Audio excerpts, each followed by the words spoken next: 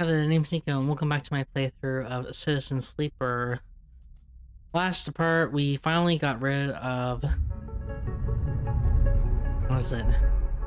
Finally got rid of the bounty hunter for good. We just said we're dead, and so we are free. We are a free sleeper now, thank goodness. I tried also doing one of I don't know, it's technically not a DLC thing, but a mission that was added post version 1.0, and we ended up failing it because I had to spend too much energy trying to get rid of the bounty hunter and focusing on our tracker. So unfortunately that did happen. It is what it is. I can't change that, but we're gonna work on considering the rest of the ones. We only have a few missions left now. We had a lot of missions before, and so I'm excited to see the rest. Do I want endure or engage? I don't know, it doesn't really matter, I think. Okay. Nice.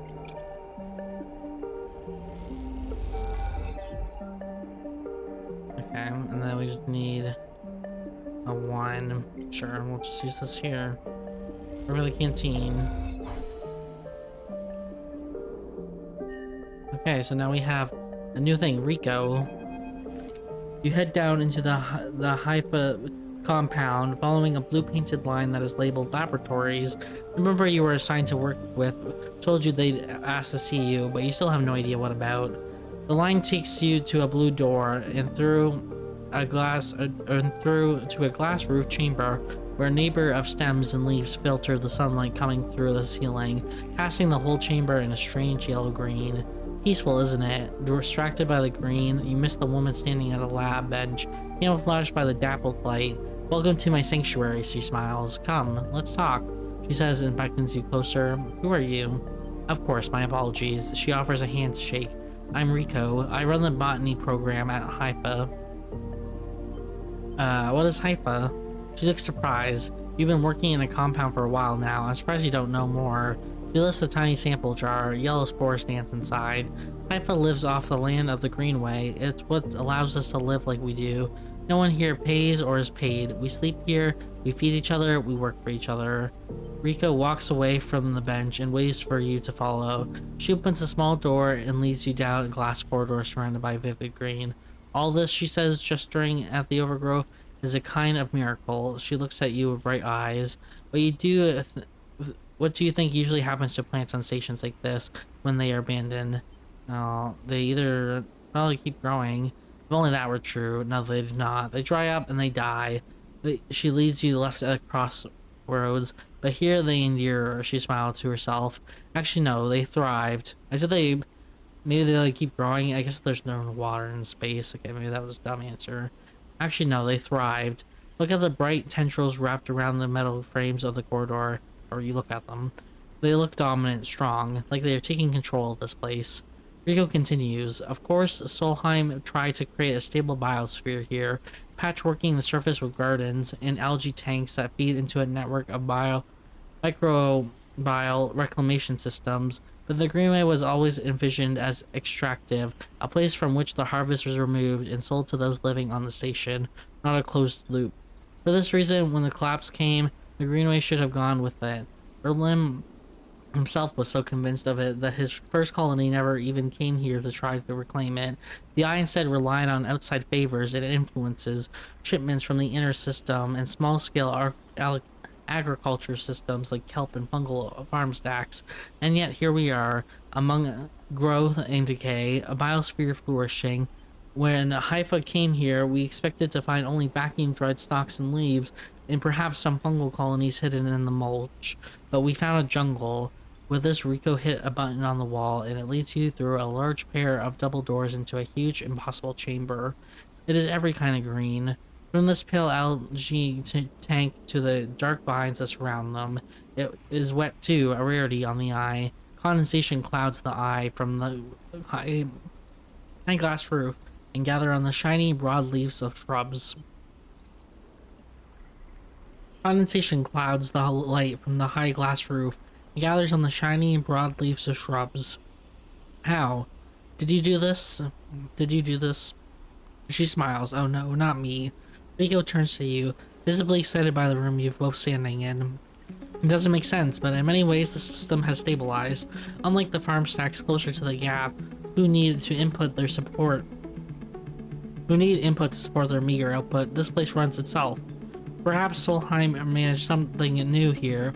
Perhaps they tweaked the plants, or built new systems buried deep below us. Or perhaps their collapse caused some unfortunate cascade, an unlikely chemical reaction within the biosphere. That's what I'd like you to help me find out. She turns to you, her forehead wet with dew. Me, aren't you the botanist? Astutely noticed, but I don't need a botanist. Rico sits on a railing.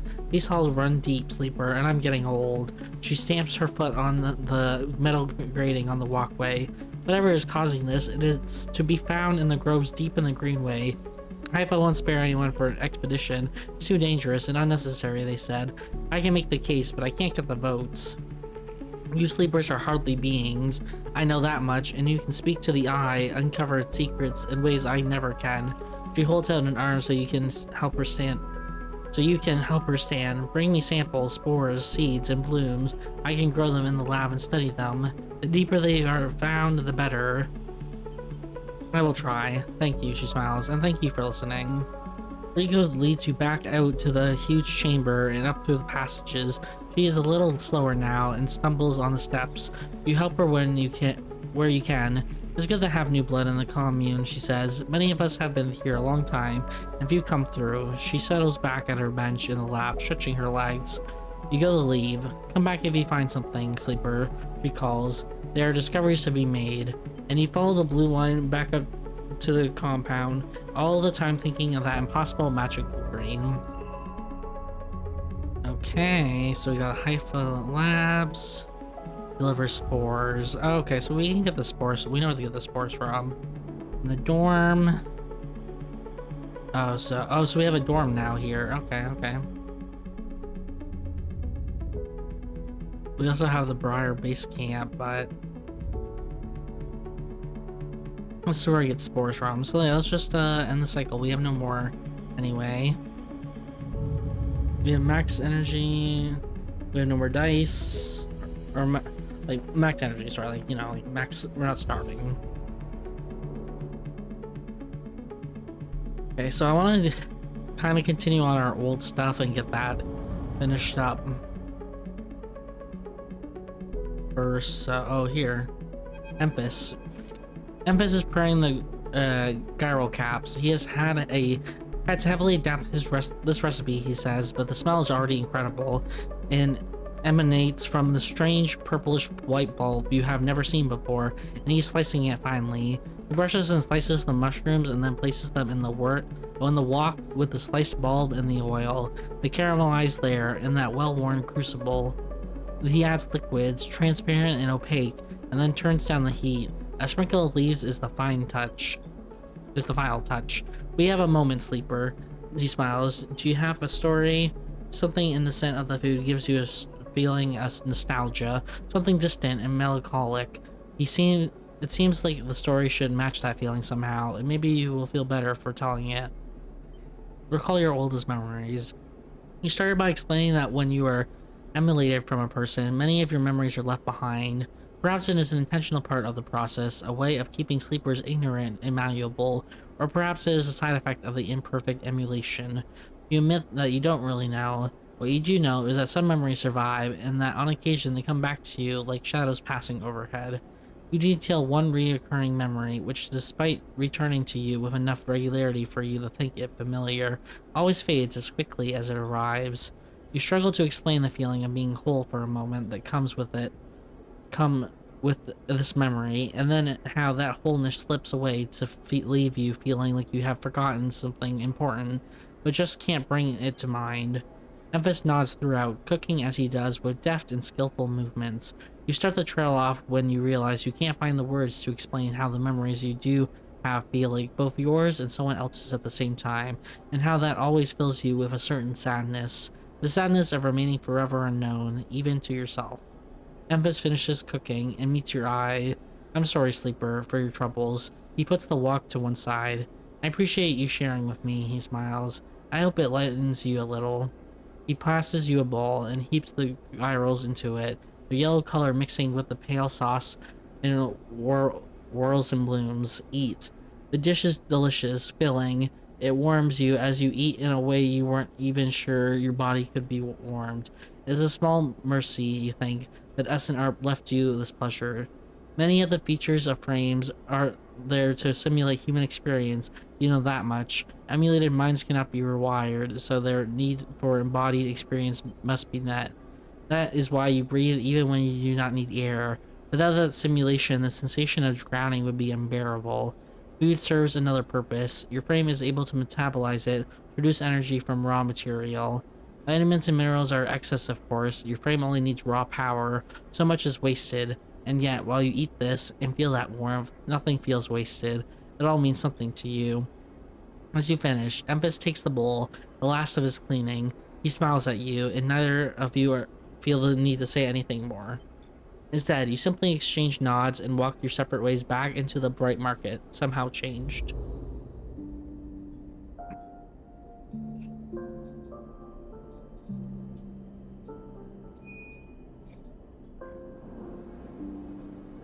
Emphasis mentioned an old recipe of masquerade broth. All he needs are 2 handfuls of masquerade caps, freshly sourced. Okay, so we need these more mushrooms.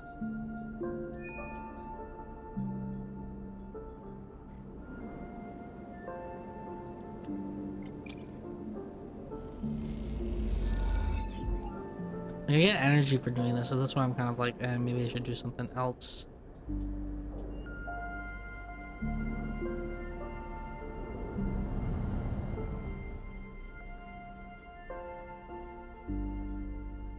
Where's the mushroom? We get this from here.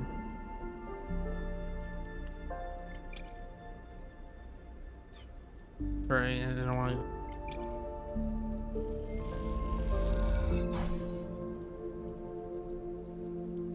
We actually got a mushroom too. We need 3, so I'll take this.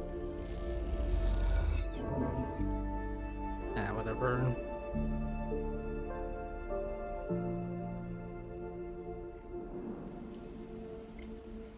There we go.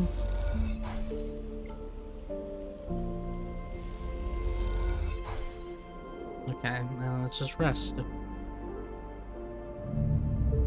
End a cycle.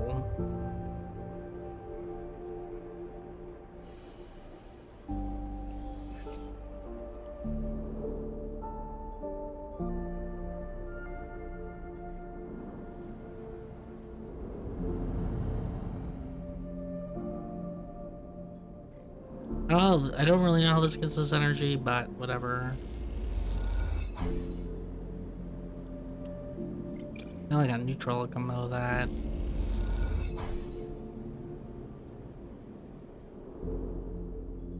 I forgot, we need to work for you as well, don't we?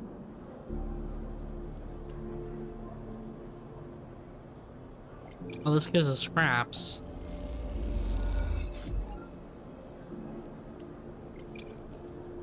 Positive outcome. I didn't even... And more scraps. Okay. Well, I don't think we need scraps for anything else, but we can... Yeah, I guess we do need the money, because I'm gonna need to... refill soon. Oh, sorry, not fabricate. That's my bad. The exchange. Now this only gives me 12. But... it's fine.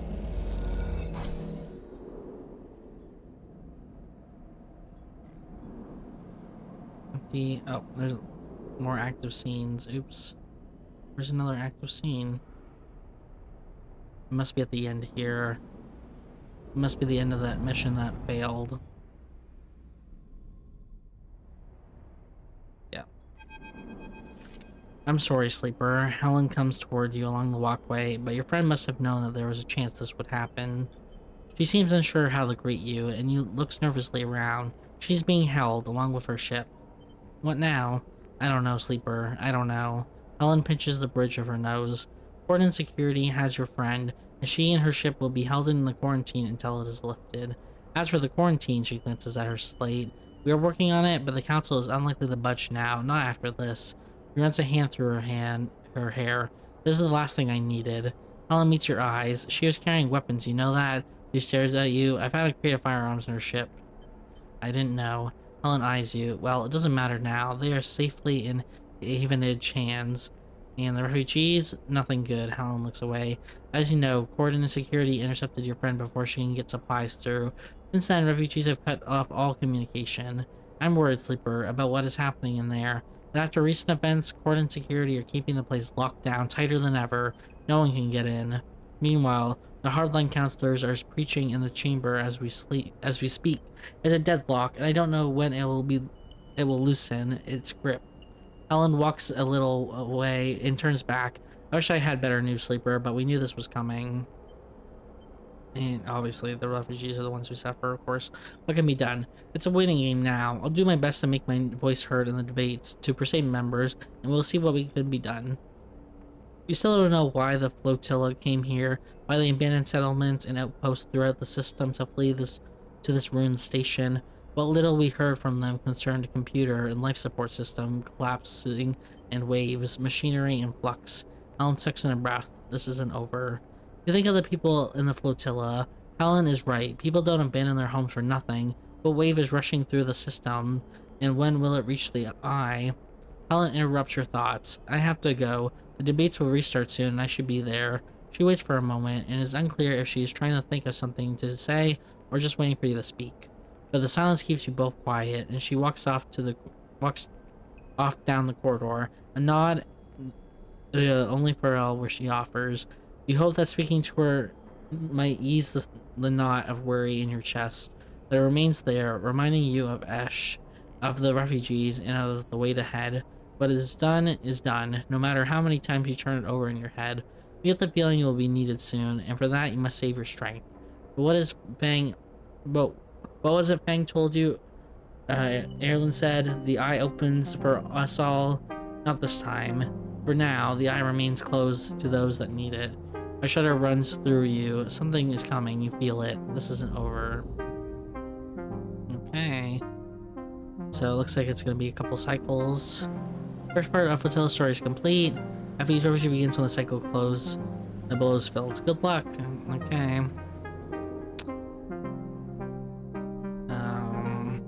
Let's get some sleep.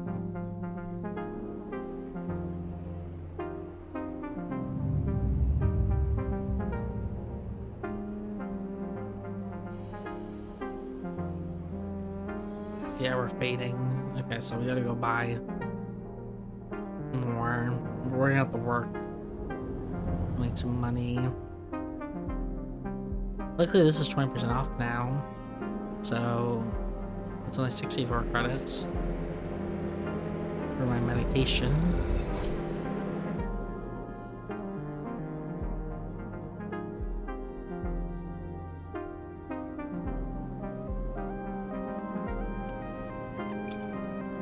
Let's see.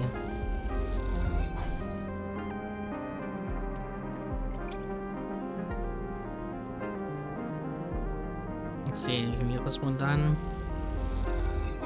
Okay, we do. Let's continue. She's asleep, whispers Lam, creeping back out of the unit's tiny bedroom, slamming the door shut as he does. You are perched at a thin bar in the main room, a slate in front of you, still glowing with Mina and your drawings from a cycle spent together. There's a ring, the only world Mina has known, with stick figures standing around its edge. The tall one is you. Drink, asks Lem, producing a worn-looking bottle of G-Roll from under the bar, its contents glowing amber in the fluorescent light. Sure. Lem nods and glugs a few fingers into a couple of metal tumblers and sits down with you at the bar. Cheers, he offers, and you click the metal containers together. You know, we actually had something to celebrate this time around. Lem gives you a sideways look. I'm with the assembly team on the side rail, he grins broadly. Clearly, he has been desperate to tell you all cycle. I knew it. Lem holds up his drink. You did get there first, friend. I'll give you that. He looks away. Seriously though, couldn't have done it without you keeping an eye on little meanie back there. Lem shifts a little on his stool. He looks uncomfortable. How's our girl doing, Sleeper? I haven't seen much of her these past cycles. She misses her father. Lem looks away. Yeah, he says to no one in particular. The silence stretches out as Lem takes a drink, his eyes fixed on the bedroom door. You okay? He nods. I can't take all the credit for Mina. She isn't actually mine.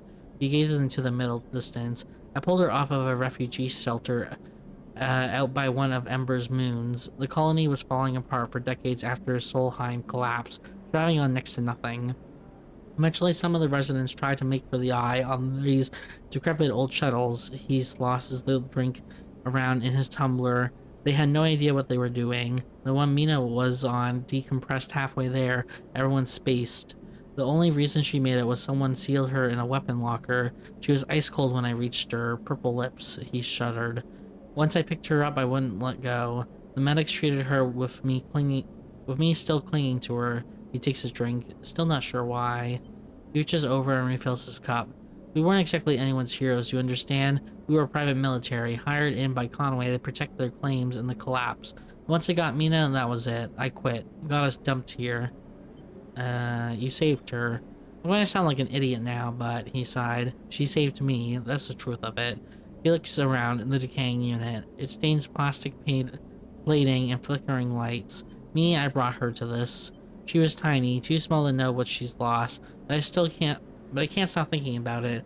He rubs his eyes, dark with tiredness. What if our number doesn't come up in the draw, Sleeper? What then?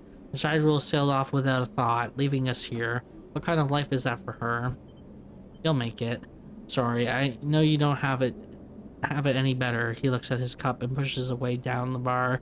This is a celebration, right? Both of us on a team now, both of us with a chance. Together. That's right, we hold on together. Imagine all three of us riding the side-reeled horizon out of here to a new world. He looks into the glass for a moment. I think I drank this too fast, he laughs. Lem stands and starts to clear the glasses into the auto wash. I need some sleep, friend. See you around. Alright then, he catches your shoulders as he turns to leave. Thank you, Sleeper, I mean it, from both of us. He pats your shoulder and you slip out into the dark of the walkway with thoughts of little Mina in your mind. And another upgrade. We have 3 upgrade points actually. Helped a friend and had fun with Bun Bun. Okay, I didn't know we have so many points.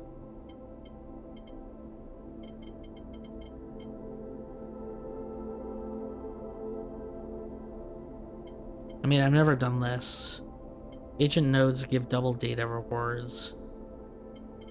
I don't know, I haven't needed data in a while. Honestly, I'd rather just get maybe one of these. +2, maybe on this. Okay, so we got maxed one. Okay.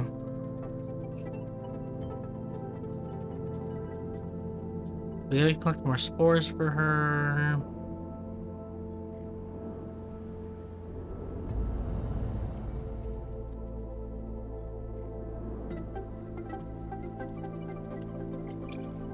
We have it's +5. Oh, we got 2 spores, okay. Can actually need 2 at this point, but it's fine.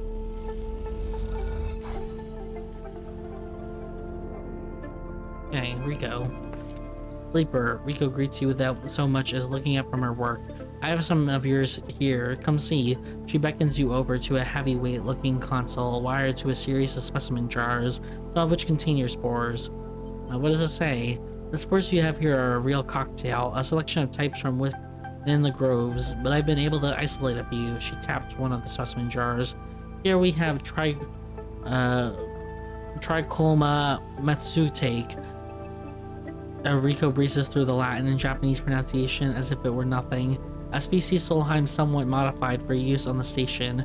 She brings up a panel on her console showing a chemical composition, all gradiated bars in obtuse acronyms.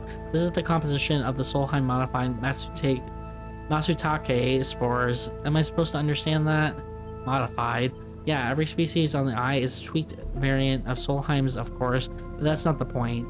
Rico's brings up another panel, identical in layout, with widely different colors and numbers. You see, this is what your Masutake spores look like. I don't understand.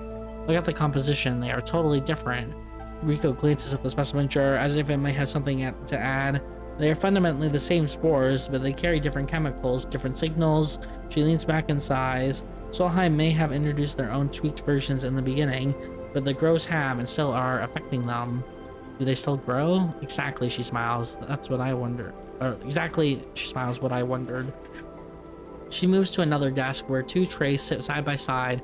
The first one contains nothing but plant mulch. The second you smell before you even looks at the pungent aroma of the fruiting Masutake, like rotting Soden overalls laced with an edge of spice. The Masutake here are grown from Solheim stalks, pulled from a spore vault in this complex. She winks. They're delicious, by the way. She sets them aside.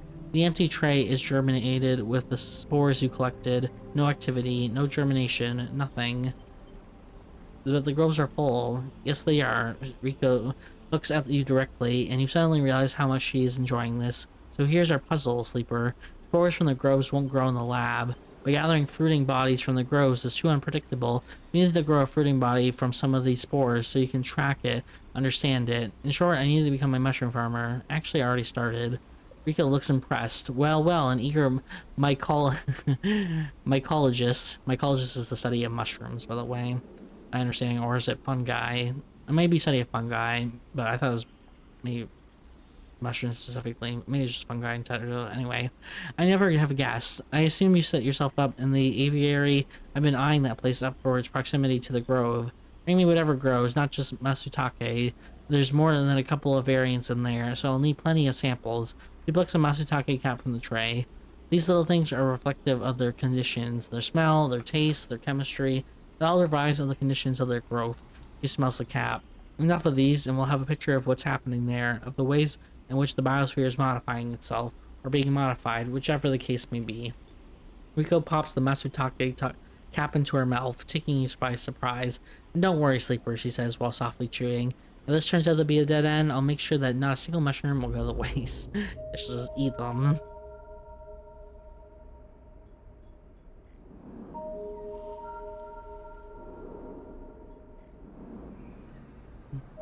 Okay.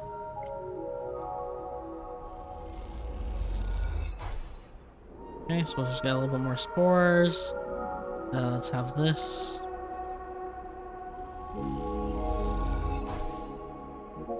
And that's in cycle.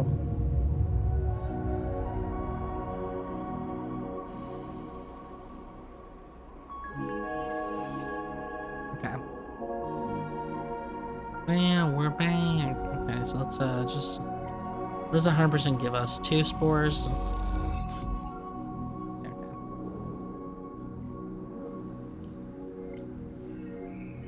No, I probably should have used the 5 instead of the 6, but whatever.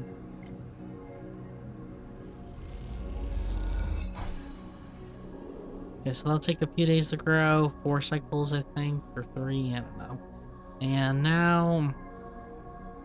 Arm.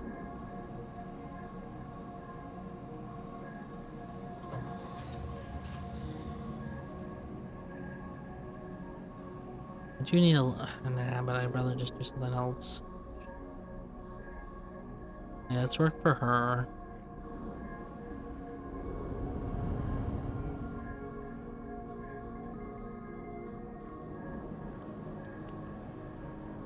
I don't need that much energy, do I? Okay, let's get this. 50-50.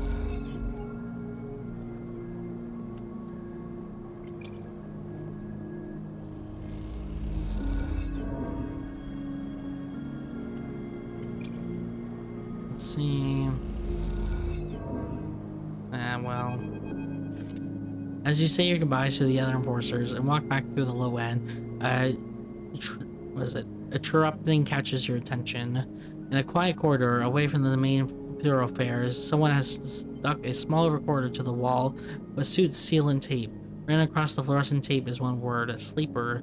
You peel it away from the wall, and as you do, it triggers some kind of improvised trip switch. Sleeper, Sabine's voice crackles through. I've seen you with Yet again, members, are they holding you captive now too, High Wine? I'm sorry they've dragged you into this. Do not trust them. Something is happening within the gang, some kind of power struggle. You cover the speaker a little, their voice too loud in the quiet corridor. I will come soon. Thanks to your efforts, I have located most of their properties at the right time. I pause. I will see you soon. Don't give up. Remember our deal. The recording cuts out. You stare at the recorder, processing what you have just heard. Hearing Sabine's voice again opens up something inside of you. An Essen ARP employee. Do they know that I know? You struggle with a mix of concern and distrust. You throw the recorder into a nearby waste chute as you leave the corridor, still unsure who to trust. They head quietly out to the low end. Interesting, interesting.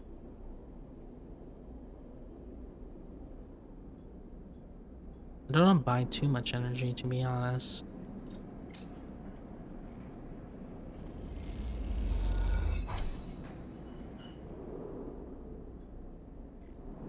No.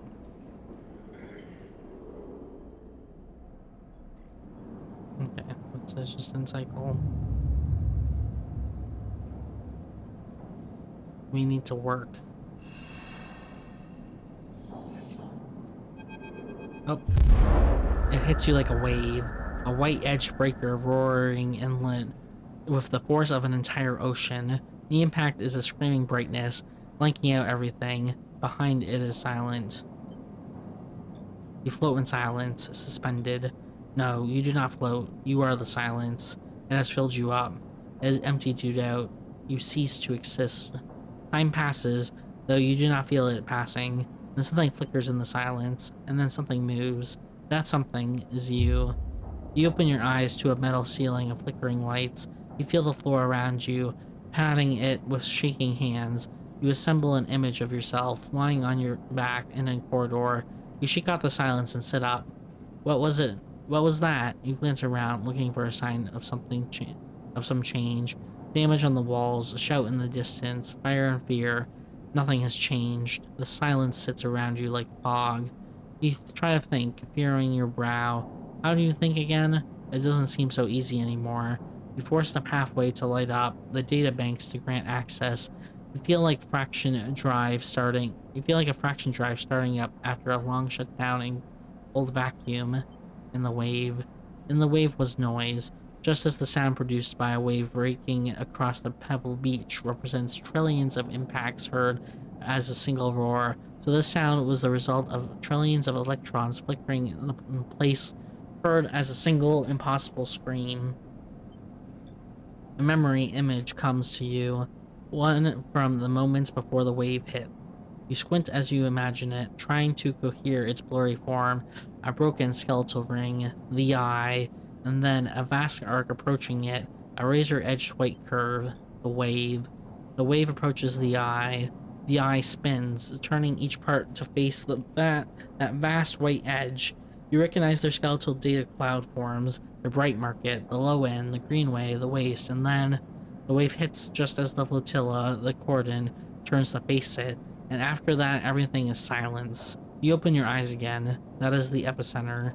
But of what? Interesting.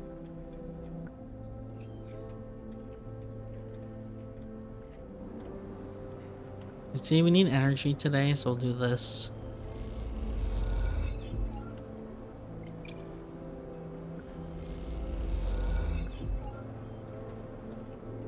Now let's do something that requires energy. We need money, so let's just start working on this one. Interference. It's gonna cost danger. Gosh, let's see what the danger is.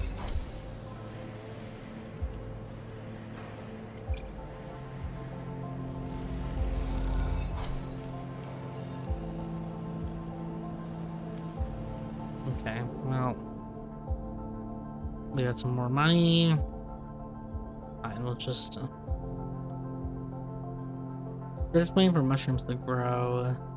We have to get those like Masuke runs or whatever. Nice shrimp farm.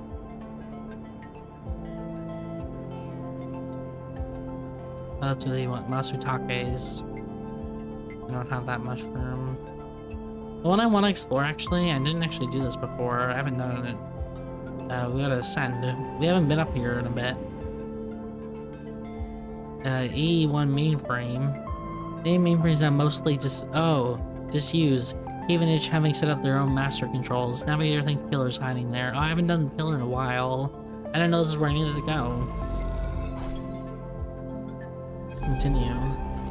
You slip into the cloud as easy as blinking. Navigator is beside you, the sphere casting light into the strange darkness here. This is not how a mainframe should look. A center, a point of connection. The object in front of you is severed, cut off, and a rootless, branchless tree. Only the trunk remains. It's dead. Quiet, Navigator hisses, and then you see it, like a blade in the dark, an edge slicing through the void. It glides along at a distance and winks out. Then it appears again, elsewhere, gliding once more searching. It's looking for us. The moment you make a sound, the edge leaps closer, and you see now it is not an edge, but the ridge of a long, sharp head like a shark. It glides past, closer now, and you see into the voids where its eyes should be. You and Navigator exchange looks, both thinking in the same thing. It is blind. Killer crosses between you two, smooth as a razor, and disappears. It flickers back in, farther away now, and you move closer to Navigator to talk. You saw it too then. Killer has been blinded. We need to be careful. Correct. Protocol is clearly operating outside established limits. It may be unpredictable. You flinch as the silent killer appears closer and glides past you, its empty sockets open wide. You turn to Navigator and notice something strange, sorry. There's like a mark on my monitor. It's hard to tell where it is. There, I claimed it. Their orrery of spears is collapsing. The orbits, usually round and even, are decaying. The spheres are following spiral paths, condensing on a central point. Navigator is noticing it too. They go to shift their position to better direct the spears, but they cannot. Whatever is drawing the orrery together is holding them in place. They look at you, suddenly desperate and frantic. It's a trap. You go to speak, but Killer appears between the two of you, gliding through the gate. The Navigator freezes, and you see them framed in the empty socket. You realize now, if Navigator cannot move, then it is only a matter of time before one of the Killer's sweeps bring them directly through Navigator, and time is not a problem for a protocol that has been running for decades. You look desperately around for a solution, for a way to extract Navigator from the mainframe. Then you see it, 3 branches, the last 3, thin and spindly, feeding the mainframe a thin diet of power and data. Break these, and the mainframe collapses once and for all, severing the connection, shattering the hardware. Whatever it takes, they must be broken. But they are encased in something, a glassy layer of protection. You'll need to unlock access before snapping them from the mainframe for good. Look at Navigator, trying to reassure them without speaking, and then you blink back to reality, the expression of fear after an image that slowly fades. You must act quickly. Uh-oh.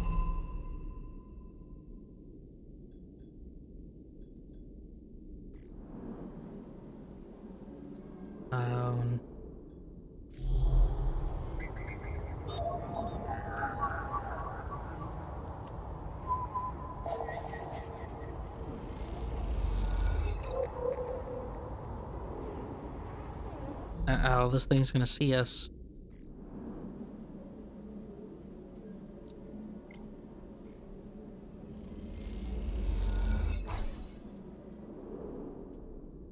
Okay, well... let's, yeah, I'll deal with this.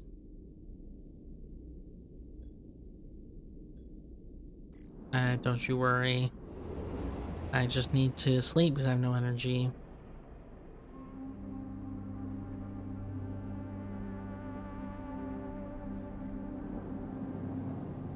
There's not. Must be back where I was.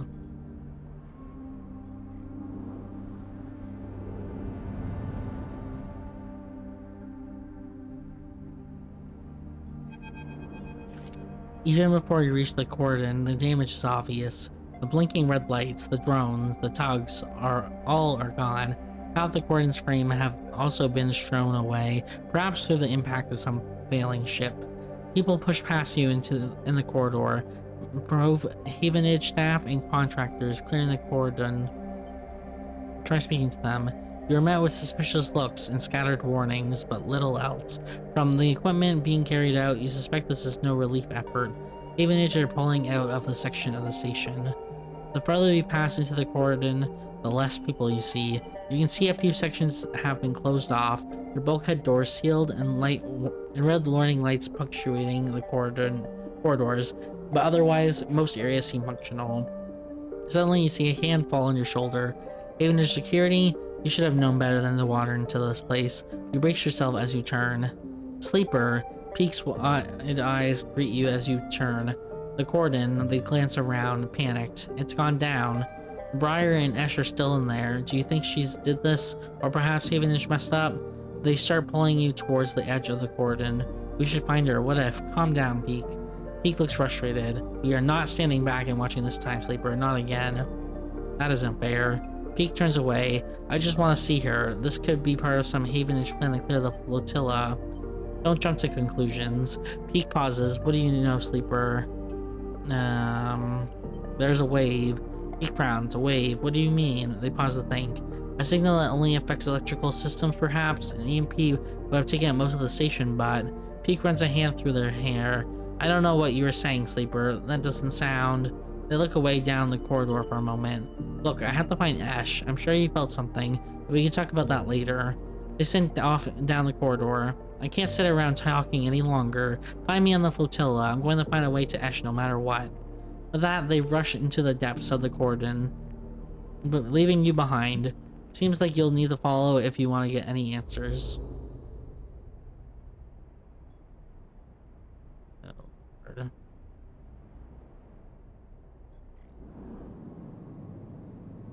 Oh, I need 2 scraps. Okay, that's fine. For now, we have to rest because we have no energy.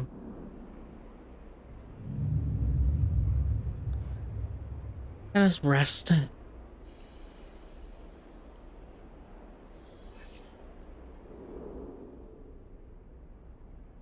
Right, we need to go deal with the mainframe though.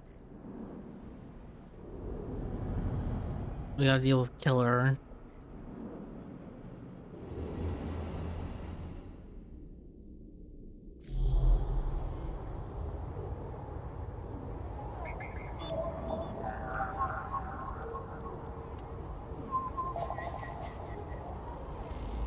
It's gonna notice us on the 3rd one. Nope, or now. This does not seem good. A glint, like a light traveling along the edge of a wave, fills your eyes. And then the blade follows, a long head with 2 dead sockets, slipping towards you in silence. You freeze, hoping it will pass you by, hoping that it will not simply slice you like air. The blade had ears, slices past you, almost. It nicks you, grazes you. You are desperate to cry out, to call out. But you hold your silence, and suddenly watch the blind eyes of the killers glide past, empty of all thoughts. Then the blade winks into the darkness, and you are all alone again. Now you cry out. Oh no.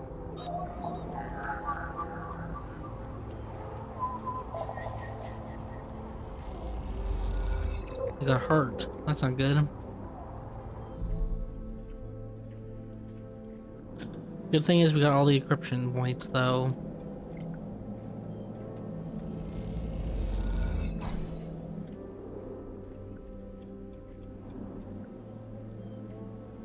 And last one, we're good.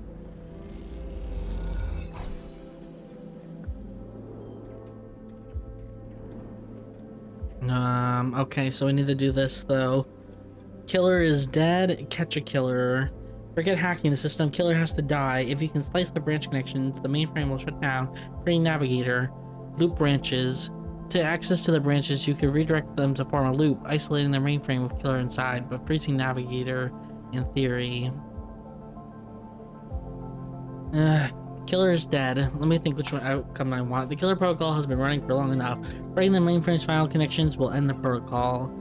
Ultimately destroyed. A loop of connections will lock it in a closed system. Do I want to make it? Do I want to keep it alive or kill it? Sorry, left side is to kill killer. I don't know. The thing is, what is the point of keeping killer alive though? Like, when would I need to kill sentience? I don't know. At this point in time, I don't know. So I'm gonna just do this. We're gonna kill killer.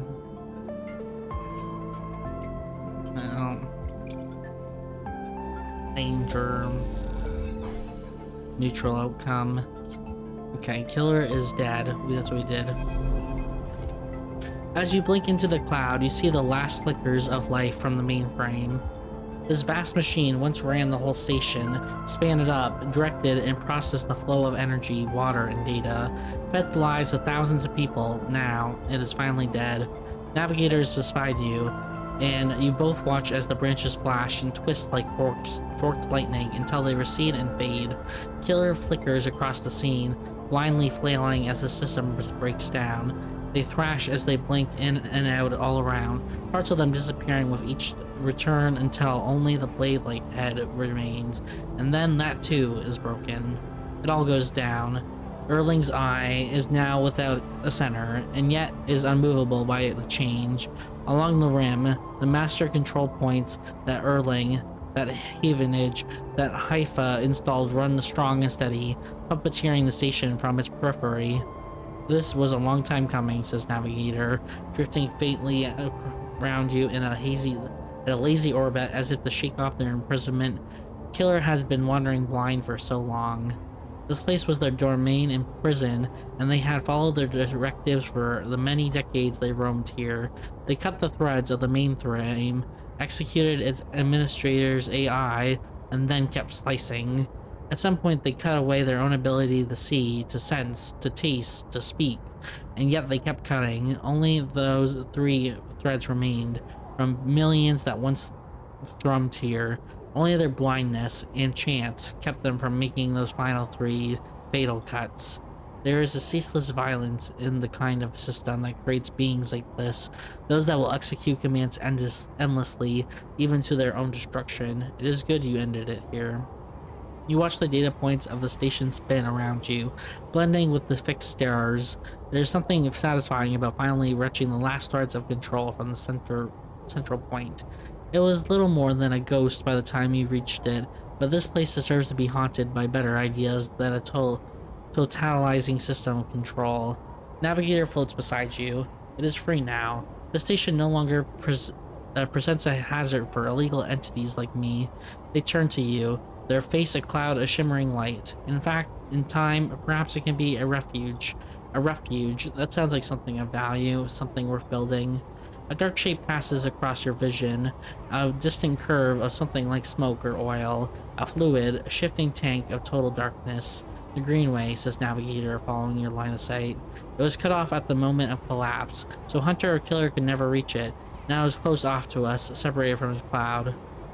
Is it dead? It may be totally dark, or perhaps some other old protocols are isolated there. Navigator turns to you, and we have now seen what decades of isolation can do to a protocol. If we could extract an access cipher, they pause and then blink out of existence. You freeze, shocked, but a moment later they reappear with a glowing polygon of data. Here, the cipher you need. You take it, still shocked. I am not used to being free, to be able to move and explore, and extract without fear, without limits. Navigator does a little twirl. This will take some getting used to. Thank you for the gift. For this gift. They whirl their spears around you. The entities of the station will always be friends to you, Sleeper, and I to them. It is true that mutual need is required for friendship, but I must admit I have not considered the value of offering assistance without personal gain. I'll think on that. Navigator loops around you rapidly, suddenly eager to test their newfound freedom. But first, I will explore. Perhaps there are still intelligences that hid themselves as I did, encased in simple systems, cut off. Navigator glows. I should like to free them. And with that, they drift away, flickering, glowing, then shifting so rapidly you lost sight of them amongst the glimmering rim of the eye. Feel a pang of jealousy, free, without a body to weigh you down or fear to limit you. How must it feel? Your eyes fall on the Greenway and its secrets, though perhaps that can wait until after you have celebrated this victory. There we go. And with that, we still need to explore this one, which I want to do. Energy, and I prefer to lose energy if I lose energy. Okay. So let's descend. And let's sleep here. We only have 1 point, yeah.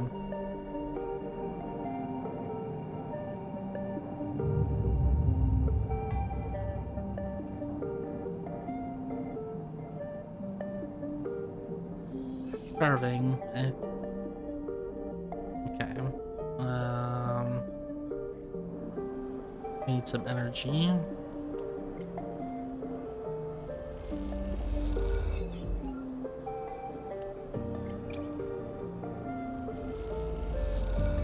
There we go, perfect. Baya. This time you meet inside Rabia's office, although now that you've seen it, office seems like the wrong term. You find her stood in an almost bare, shadowy unit, midway through a sequence of stretches. There are 2 low stools and a terminal in the corner, but it seems that most of the space is taken up by a heavy punching bag, rubber matting, and a stack of weights. From Rabia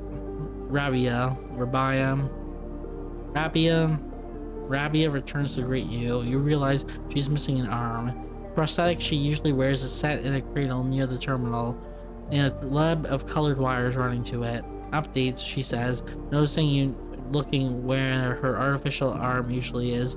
Nothing to worry yourself with.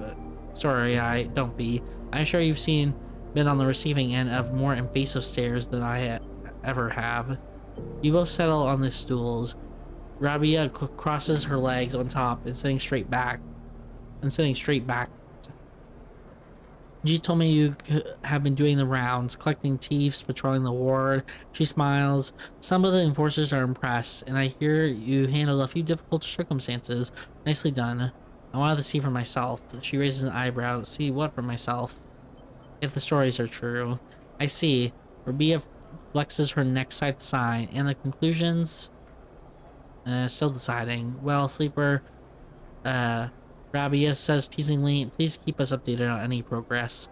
She smiles a thin smile. Choking his eyes, I know that life on the eye has been a struggle. Oh, know that for you, life on the eye. But I hope we can do something about that from here onwards. Though some of our members may not see it this way, I know you too are a refugee. She looks at you solemnly. That is why you have come to us. Enough, Rabia. Sabine's voice cuts through the conversation. I am tired of listening to your affected nobility. They cross the room, Rabia's baton in their hand, the end lit with sparking electricity. Rabia looks between the two of you. I suppose this ambush was another cooperation between you two. She looks strangely unfazed. No, they're acting alone.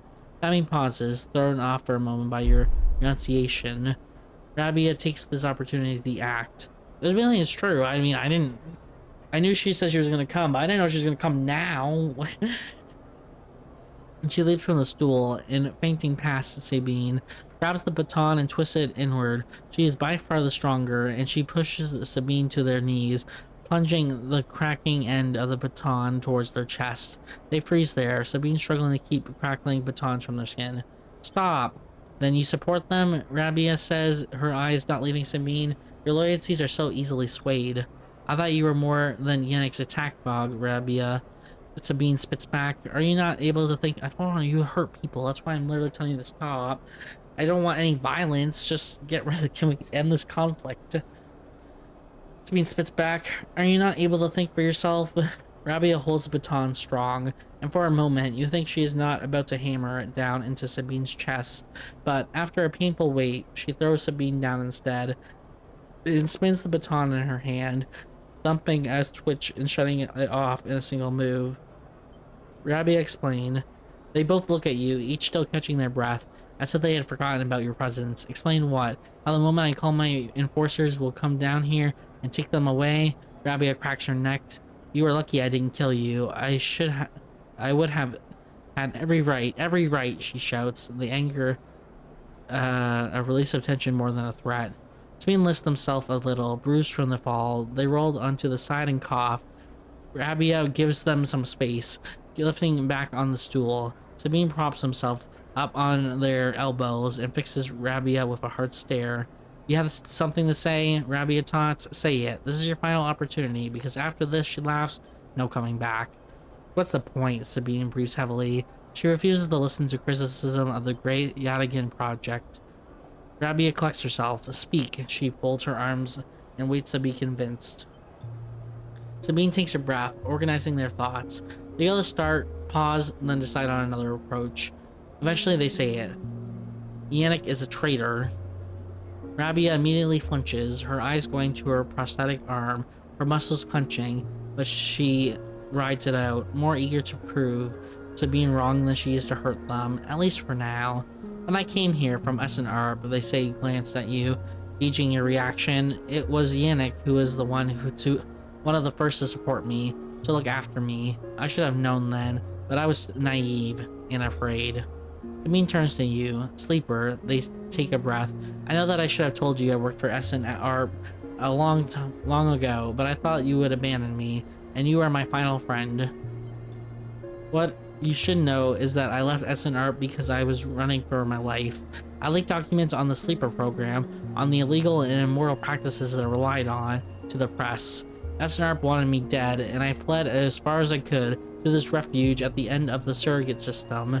Sabine stops to collect himself. What does this have to do with Yannick? Rabia interrupts. The Sleeper knows you are SNR. I told them. While you hide beneath the cover of being a whistleblower, you and I both know you worked on the Sleeper program. Yannick told me as much. Sabine's face fall. It is true. They glance at you and then walk away, ashamed. Oh, sorry, and then they glance at you and then away, ashamed. Not why I had to walk randomly there. They lift their head, but it is Yannick, not me, who is in the pocket of SNR. Rabia flinches again. I can prove it. He made some kind of deal to keep me here, to tie me up in debt, to lock me away. In exchange, Rabia slams her hand against the desk. Just tell us, for God's sake. In exchange for those, Sabine finishes, nodding towards Rabia's prosthetic arm and its cradle. He has been using Yadigan enforcers, using you, as test subjects for SNR technology. I have the data to prove it. He has been bringing them in under the guise of stolen shipments and having me fit them, knowing each one is capturing data and sending it back to its makers. Rabia's fixed expression has started to fade. Sabine produces a slate. It's all here, thousands of hours of usage data, failure rates, error dumps. These are untested implants, Rabia. They could short out, fail, cause cascading failure among across a person's body, and they have. Sabine suddenly looks incredibly tired. I thought the error rate in the units was down to them being stolen or modified. I have tried to fix hundreds of failures in my time here. Not all of them. They stopped, unable to continue. Rabia closes her eyes and breathes in. Then she opens them again. She holds out a hand to Sabine. Show me, she says. Later, much later, when you leave, Sabine is still taking Rabia through the manifest and usage data. Both of them crowded around the terminal as Sabine leaves Rabia through each layer of Yannick's betrayal. As you leave, Sabine catches your eye, and something passes between you, something like a thank you or a sorry or some other expression that communicates both sadness and hope.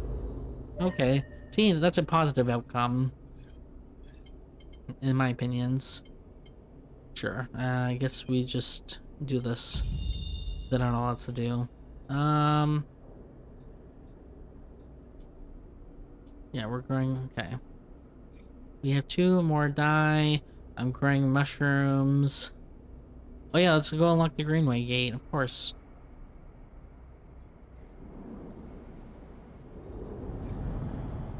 Okay, so the Greenway gate is here. Okay, what's here? The Greenway roils beneath you like a slit-choked river. What If what Navigator said was true, then no one has accessed these networks since the collapse. The Hunter and Killer protocols have never set foot here, never cleared out the intelligences and systems. So why then, you wonder, does it look so dark? Is it just that the bit rot has set in, the entropy of systems reducing everything to shadows and light? You watch as the slotted cipher fizzles in the one open, distorted gateway on this entire rim of the station. It flickers and winks out, and then you are falling into the flow. A river of swirling darkness. You are spun by it, twisted by it, lost in it.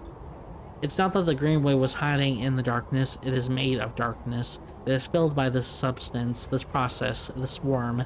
Now you are among it. You notice that a swarm is exactly what it is. A billion individuals moving in a flow. There's no network map here, no nodes or threads, only a storm of interchangeable positions, shifting configurations endlessly. Then you see them, a figure, turned away, the only bright spot in the dark river. You push closer through the storm. They are facing away, at least you think so. What is this, the gardener? They are so fractured, so overgrown that it's hard to tell. Even from this distance, you can see their flesh is moving, flowing. You watch, silent, as they stoop and reach down. In their hand is a dark shape, and with twisted fingers, they press it down into the loam of data beneath them, pushing it through this trembling soil. Then they move away, go a little farther, and repeat the process as if they were sowing a field. You push forward, but somehow, despite their slow and deliberate speed, they move faster, and they quickly fade into the storm. You reach the point where they planted the object and look down. There it is, a glassy, shifting polygon with something inside. You reach down and pick it up. It is cold, but it thrums with energy. You look toward the path of the figure, but they are long gone. When you blink out of the cloud, back into the leaves and the dampened light of the greenway, you hold a seed in your hand. I have a seed. Gardener seed, a seed. You need to find someone to plant this gift. Oh. Can I plant it here?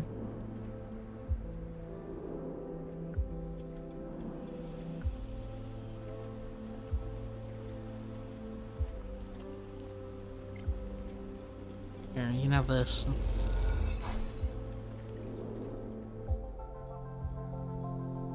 I don't know where I can plant the seed.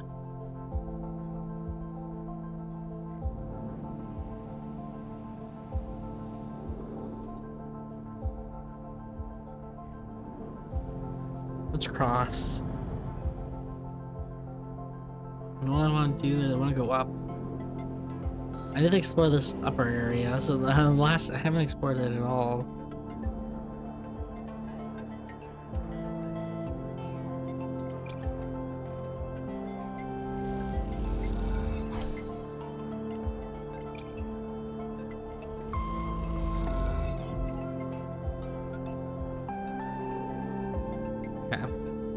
Ooh, a Blizz, ship mechanic.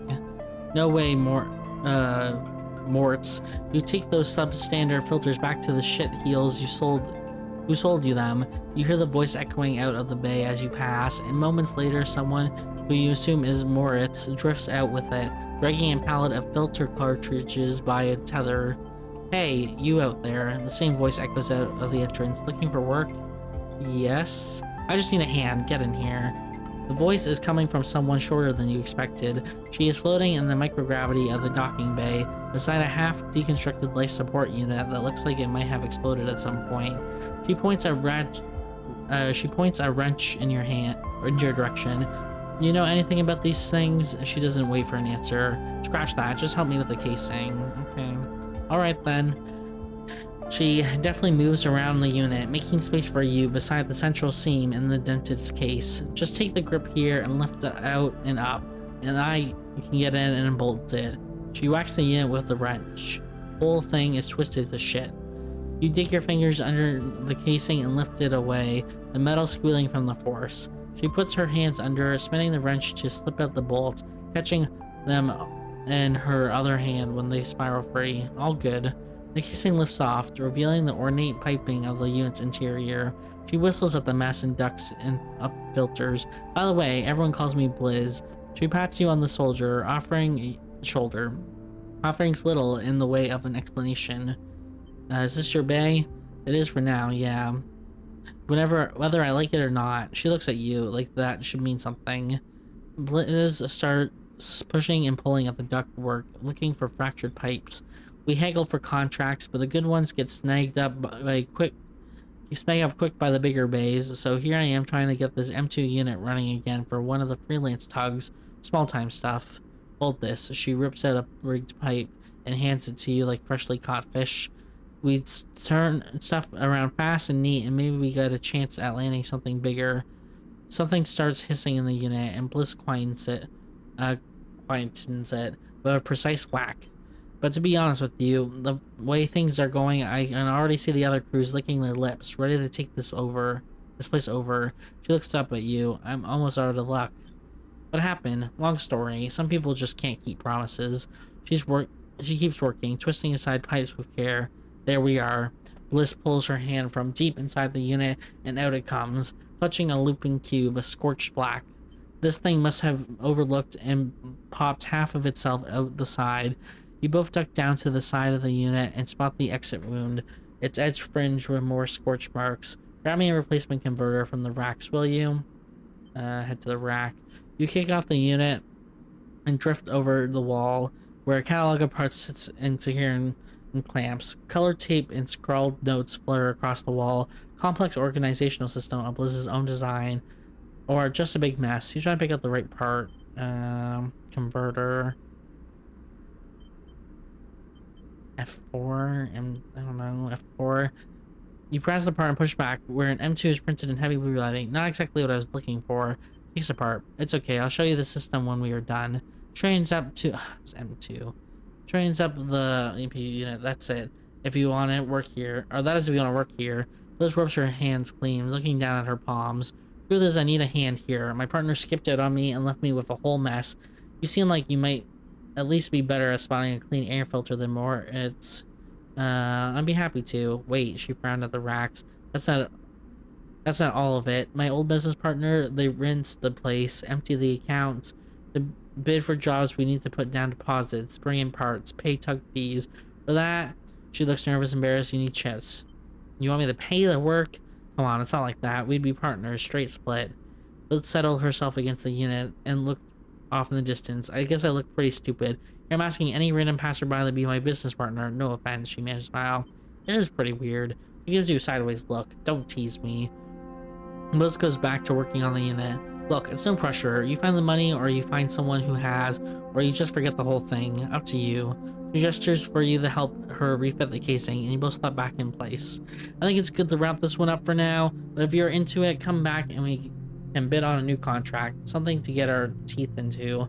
Something that pays. She gives you a serious look. You can trust me, I don't say this stuff lightly. You kick away from the bay, propelling yourself back in to the handholds at the entrance. You slip up with a wave as you do some slips back in.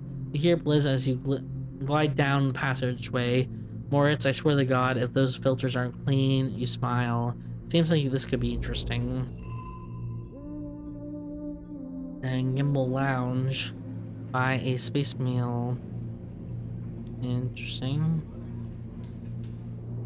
You can buy food here in Blizz's Bay. They need 80. Okay. Let's descend. I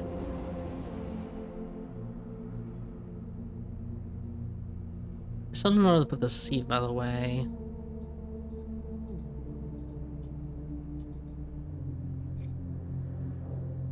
Yeah, it's down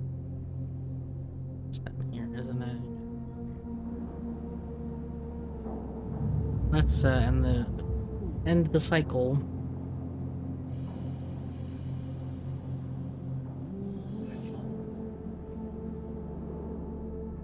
Okay. I don't know. Oh.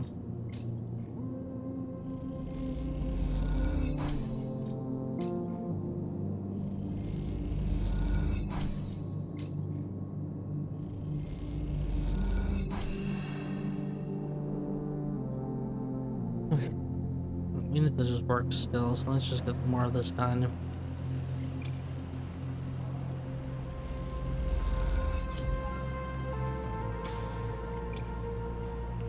I should just re-roll. What am I doing?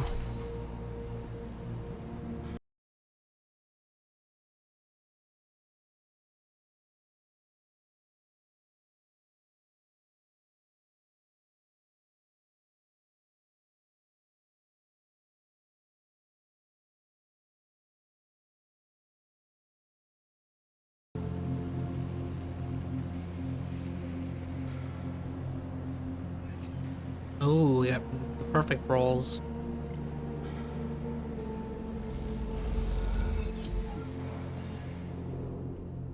Before I do that, let me just check on the mushrooms.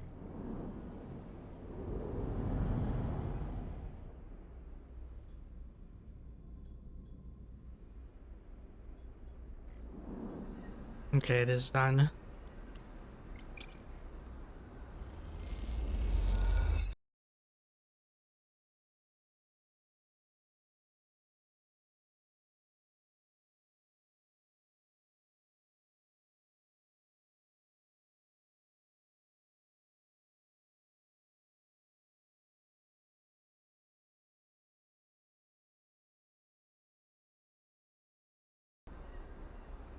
Got 2 random rare mushrooms. Ooh, Misutake caps, clubhead caps. Ooh.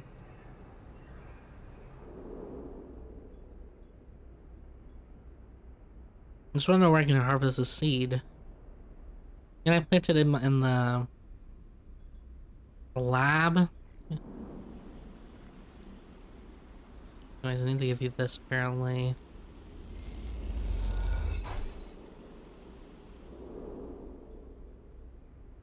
Um.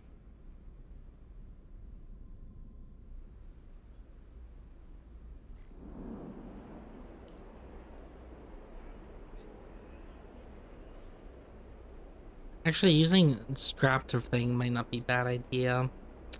Maybe get that one next.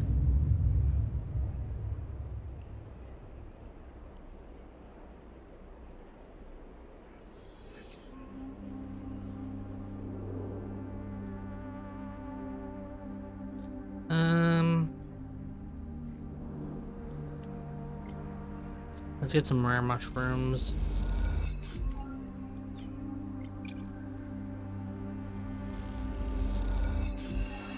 Thank you, thank you. Okay, and then we need this. Unfortunately, we can't put the seed here. I don't know where we put the seed at this time. Good thing is we got 3 of these.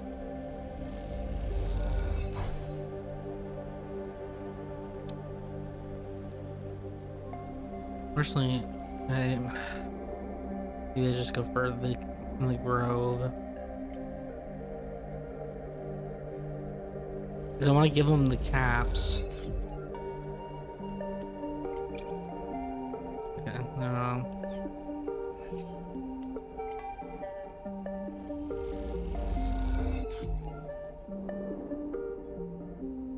Perfect. Lab. This only gives 2 because I want to keep these. There we go.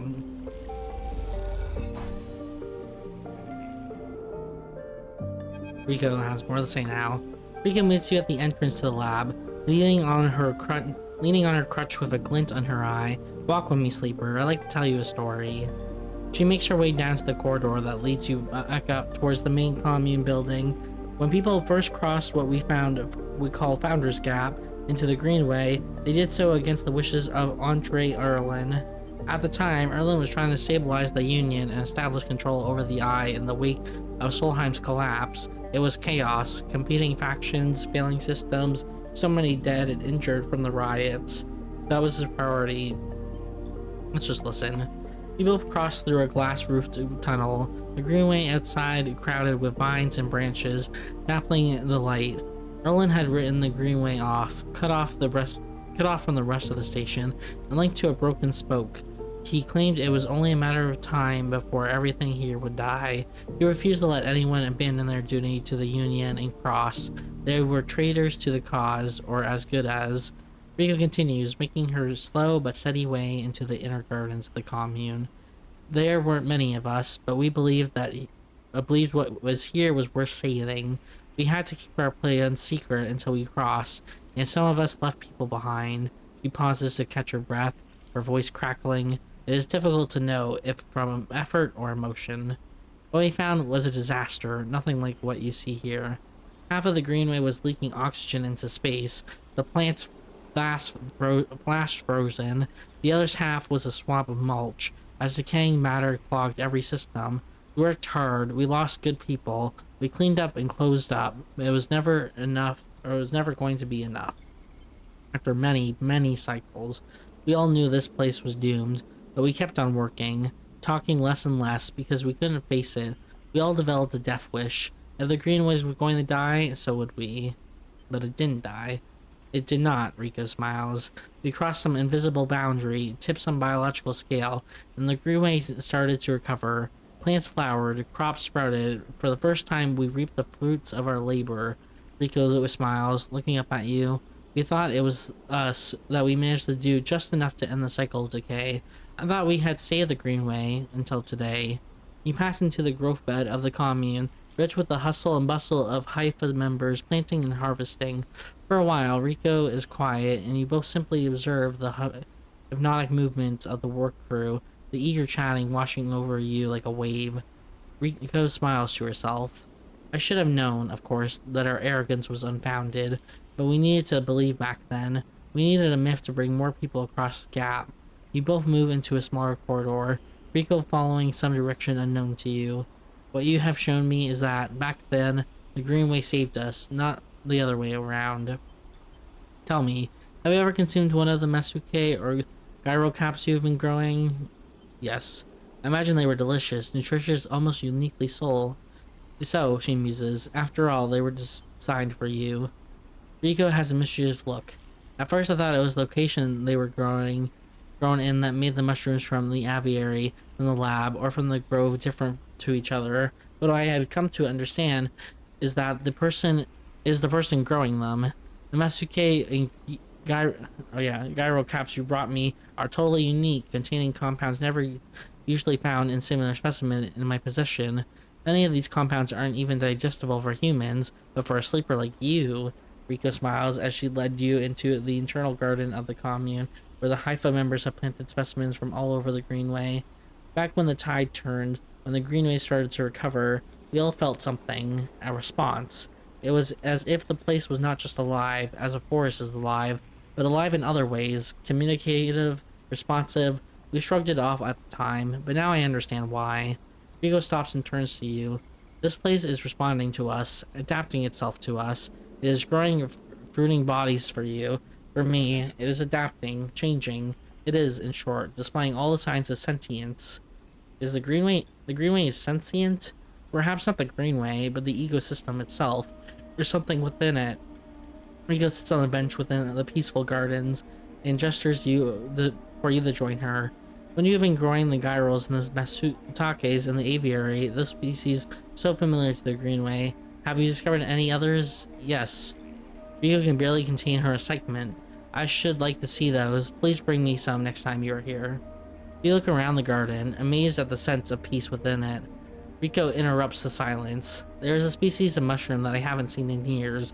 It is dark, short, shaped like a club. I have it. It's called the club head caps. We first found it in those early days when we were working to save this place. It was around the time that we started to lose our first members. They were succumbing to some infection, some mold growing deep in that place some place in the dark mulch that drowned this place. At that point, we thought we were lost, and then these mushrooms emerged from that same black mold. We tested them and saw that they contained some compounds that counteracted the mold. They contain an antidote. Of course, as a botanist, I saw this as an opportunity of the natural processes of this ecosystem, even if the timescale seemed absurdly short. But I was wondering if that antidote was a gift. Miko meets your eyes. Perhaps it is Perhaps if you are patient, you'll receive your gift too, Sleeper. You both sit for a while. Rico's seemingly done telling stories for today. You watch the light playing off the leaves and plants around you. Wonder what forces could be at play in this place. After a while, you stand and leave with a quiet nod to Rico, leaving her to her memories. Okay. We're actually a bit hungry, so let's get some food in us. Let's check how many mushrooms I needed. If I needed 3, I'm gonna have to wait another planting turn. But if I only need 2, I can do it now. Okay, perfect. I have 2. Start actions. Perfect. Okay, he's gonna need a couple cycles to prepare. No problem. Let's just go to the bar here and get us some rations. Okay. And cycle.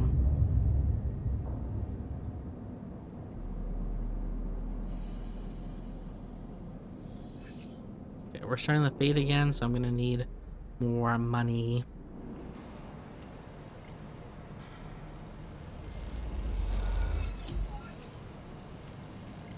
50-50.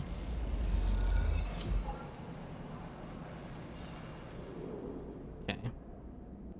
And we go here.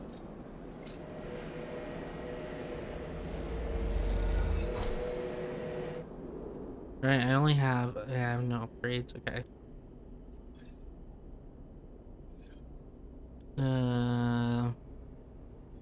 Oh, you have something. Rabia has something to say to me. I did Rabia. I don't know. Rabia's office, you hear voices. Is that Sabine? You push open the door. Sleeper, what good timing. Rabia calls out as you enter. I wanted to introduce you to someone. A man is standing at the center of the room, speaking quietly with Rabia. He turns as you come in. Meet Yannick. Sleeper, he nods, and hearing good things from Rabbi, he smiles an easy smile. Rabbi cuts in. The Sleeper has been running patrol in the ward. They know how we run things. Yannick raises an eyebrow, his eyes concealed behind tinted glasses. You feel a stare, even if you cannot see it. Actually, Rabia places a hand on your shoulder. The Sleeper was what I wanted to talk to you about. She doesn't spare you a look. What is going on? Well, okay then. Yannick tucks his hand into his pocket. Let's go on. I'd like to recommend them to your ward, Tiny Paws. They have shown themselves to be a capable ally here on the Spoke side, but we have more than enough to run our territories. I hear the main block is proving more difficult. Yannick leads forward slowly. It is a mass Rabbi. He waits, his tinted glasses shimmering despite the lack of light in the unit. I can use them, he suddenly decides. Rabbi smiles. Good to hear. I can immediately. Yannick cuts her off with a raised hand. 1 second. He steps one surprisingly light step closer to you. You hear the work, Sleeper? What kind of work? I question. Yannick lowers his head and raises it again, as if he dropped something. Nothing new for you, he answers, not quite looking at you. You don't follow. What is he saying? That concludes it, Yannick pronounces. Sleeper can come work in the ward anytime they like. He shoots Rabia a confused look. Rabia finally glances at you for a moment, but it is so fast that you almost missed it. Good. I know you'll be happy with their work, Yan.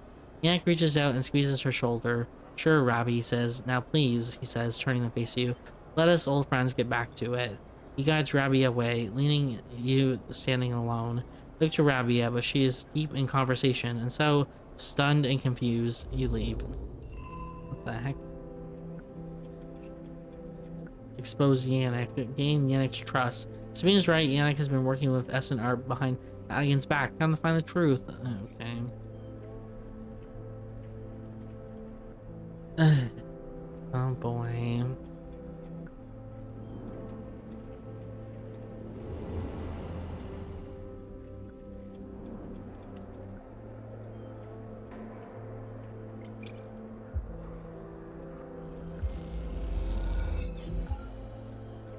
Okay, perfect. We have the last one. Keyshow capsules. The place to sleep on the hub. Packed off a colony ship and welded to the ring, they are surprisingly expensive to rent. I don't need to rent any place to live.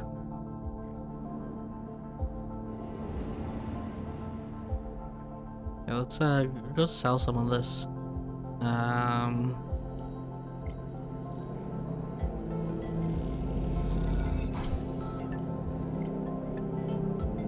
A little bit of it anyway.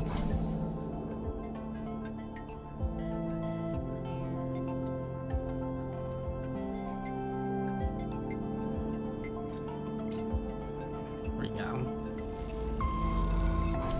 Okay, and then let's go back to our house. So yeah, story-wise, really interesting. We have what the mushrooms one, and we have Yannick, and I haven't started the other one because I'm kind of out of money at this point. But I'll try to make money as fast as I can.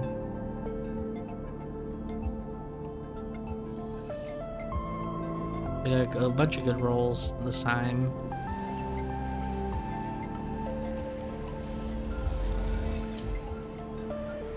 This is one that we need to work towards anyway, so I'm fine.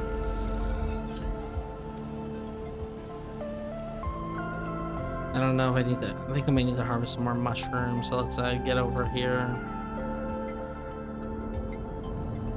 and do that. I don't know if the groves.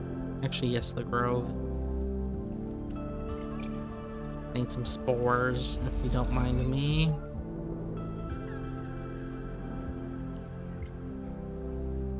Unfortunately, we need a little more extra spore. Unfortunately, I rolled the same number. That feels bad.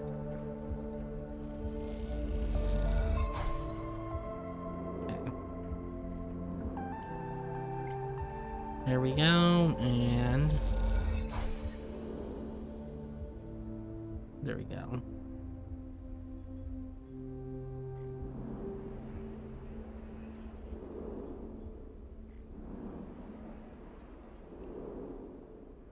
Let's go back and get some more rations at the bar.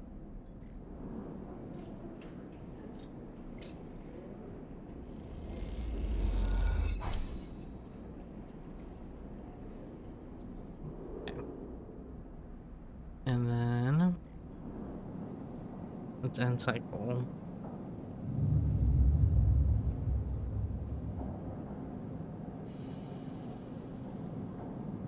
Let's go give the money that we have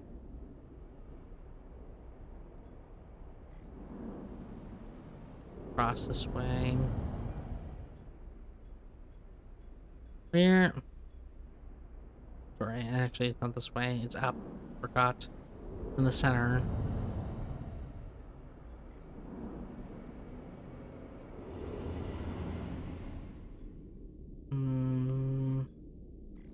Here. Yeah, we got 20% off, so instead of 100, it costs 80. This is incredibly grateful. I'll pay back every chip. I promise you. Yes, you two are partners. With the wait, how long? 3 cycles. Bought into the hub's competitive repair market. Okay, well, we have to wait anyways for this, so let's go down.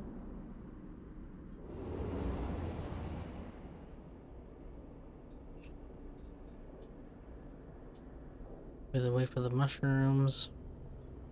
Oh, Yannick's ward. Patrol the block. Change character, but he seems to understand the value of hard work. We gain his trust with time.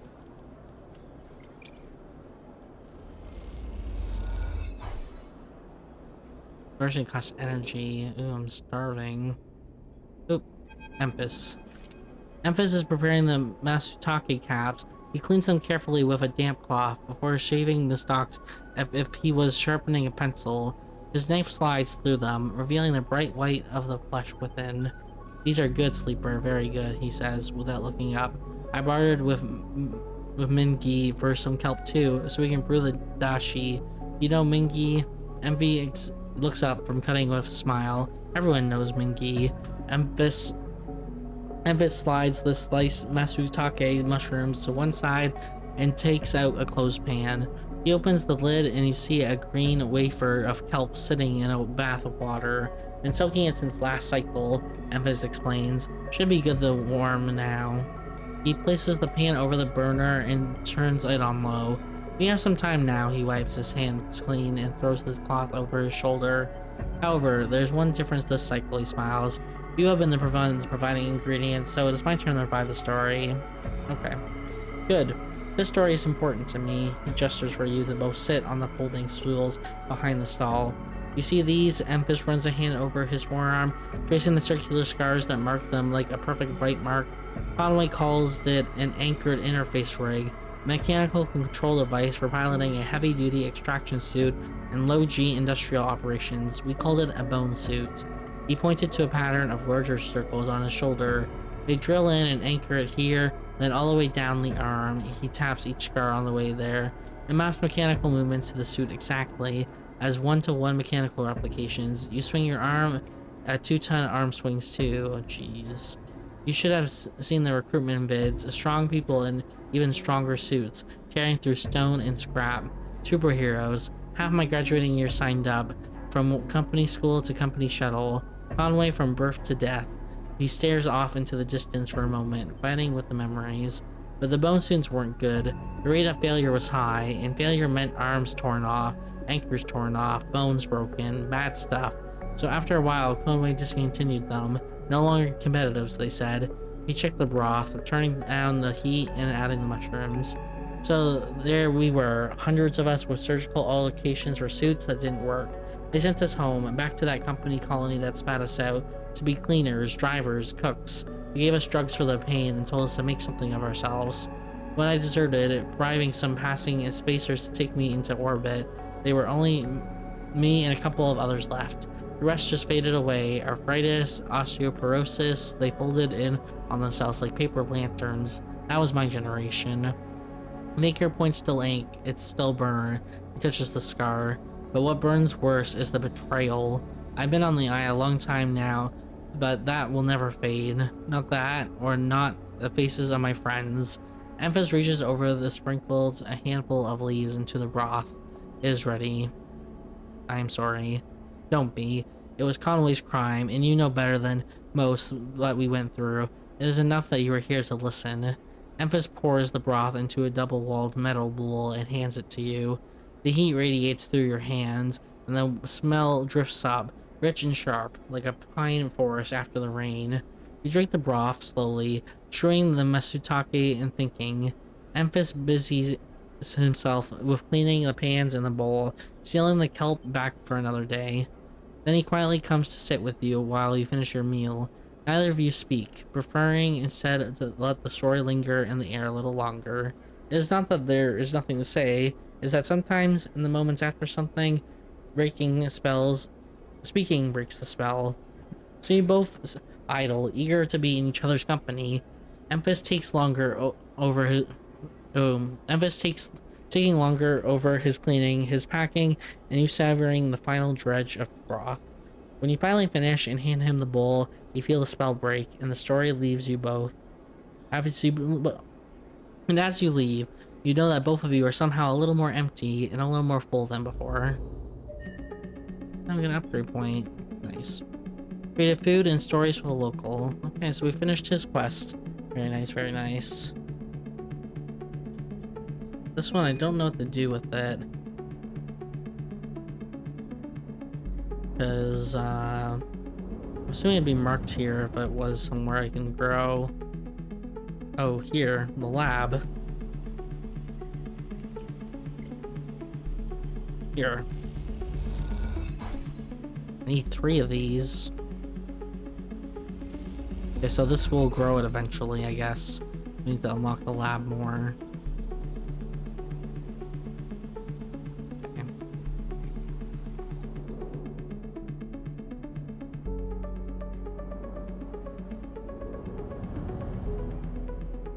Okay, we're gonna go as far as we can here for this one.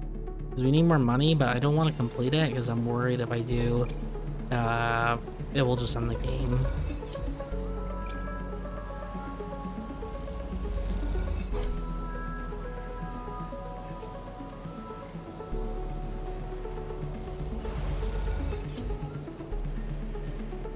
Okay.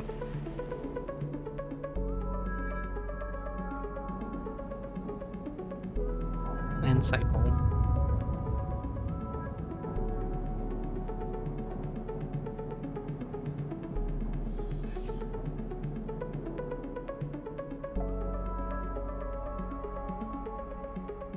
I think I just need to wait for this to go, right? Yeah.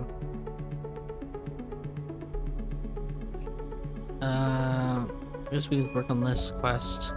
We do have to go up, I think, as well.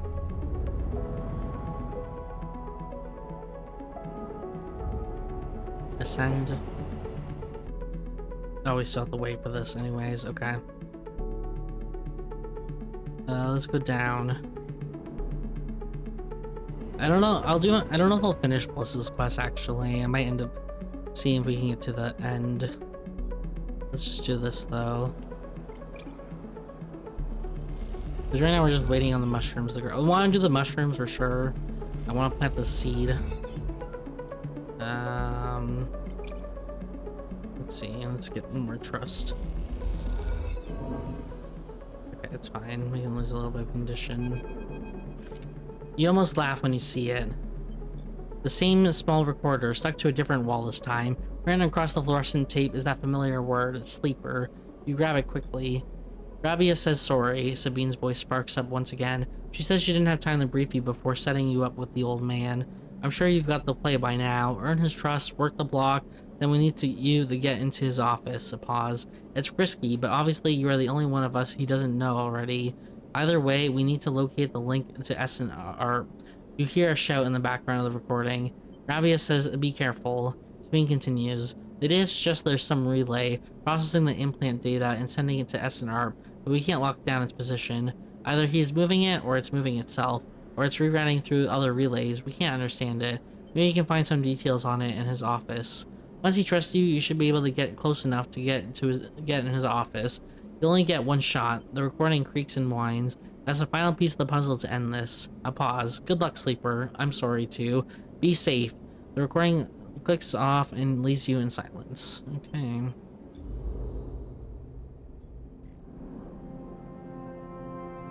Find the relay.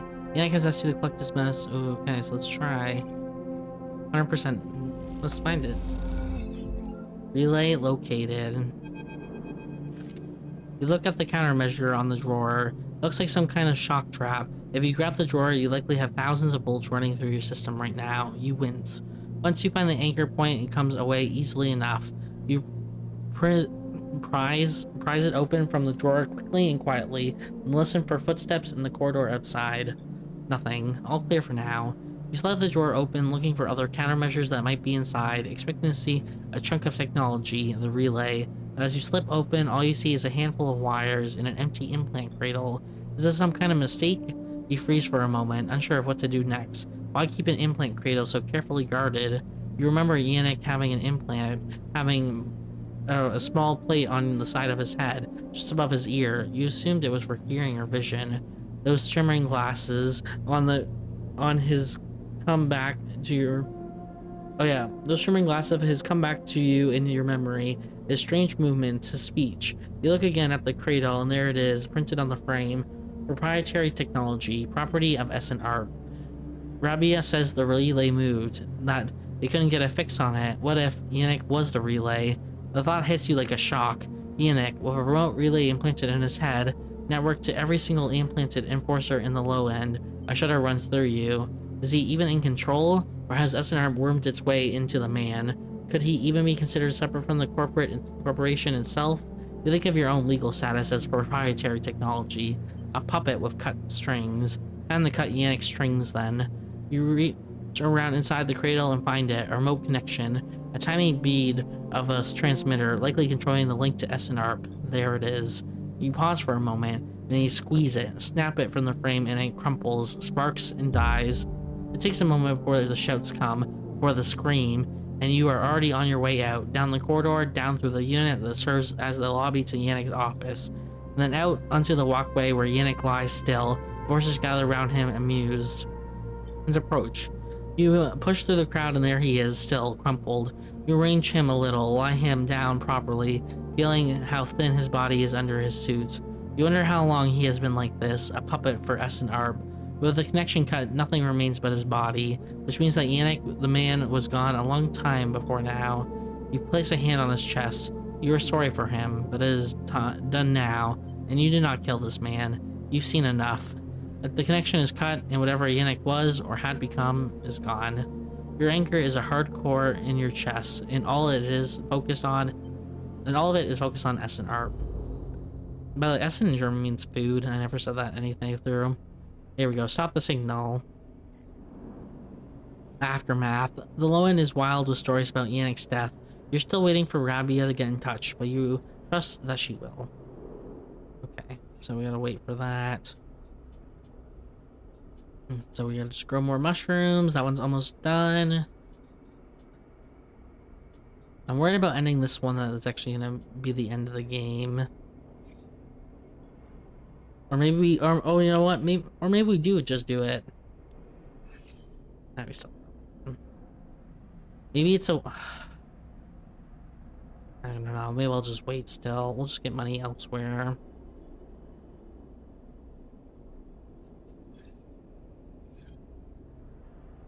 I'm just thinking, what else do we need to do? Because I'm pretty much done. Other than waiting for Blizz. Actually, still have to wait 2 days. I guess we just make more money.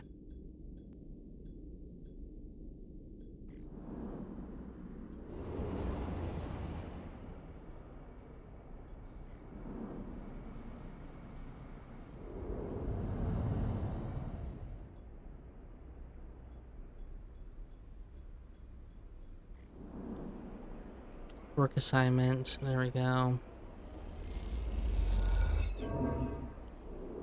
Okay.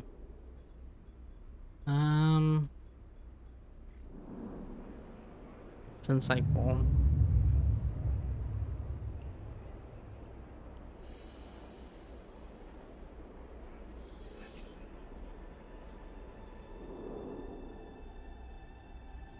One more day for that. Then we'll harvest them in the next cycle. I think we can deal with Blizz now, if I had to say so. Oh, not this one, sorry. This one. Nope, one more cycle for this too. No, let's work at the bar then. Let's just use all these to work at the bar. Because there's still a bar thing here. Good service. Because we haven't talked to Tal at all.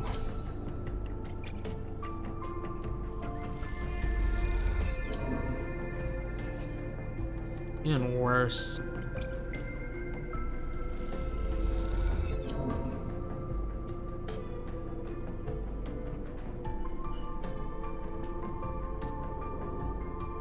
Fine, we'll just use this last one and go here.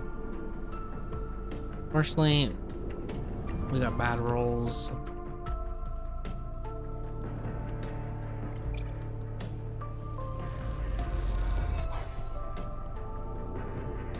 Okay. Let's just end cycle here. Okay, I think a bunch of things just opened up. Yeah, here's the one. Moritz, hey, a quiet voice greets you as you leave. Sleeper, it's me. Do I know you? Moritz, he pauses. I work for Blizz. He rubs the back of his head. You're not an easy person to find. I don't really have an address. Moritz holds up his hands. Hey, no judgment, it's cool. You both stand there for a moment, each waiting for the other to speak. What's up? Ah, yes, well, Blitz needs you. A job just came in, a real big one. She's asking for you to come up and help her out. Okay, I'll be right there. Nice, yeah. Mort stands there for a little while, unsure of the message's delivered. I got it. Cool, cool, cool. He looks around. Liz just likes me to do a thorough job, you know? He rubs his hand together before burying them in his jacket pockets. See you, sleeper. Moritz ambled off down the corridor, kicking at a filter cap on his way out. It's time to head for Blitz's Bay then. Jeez. I do need to do some mushroom harvesting though.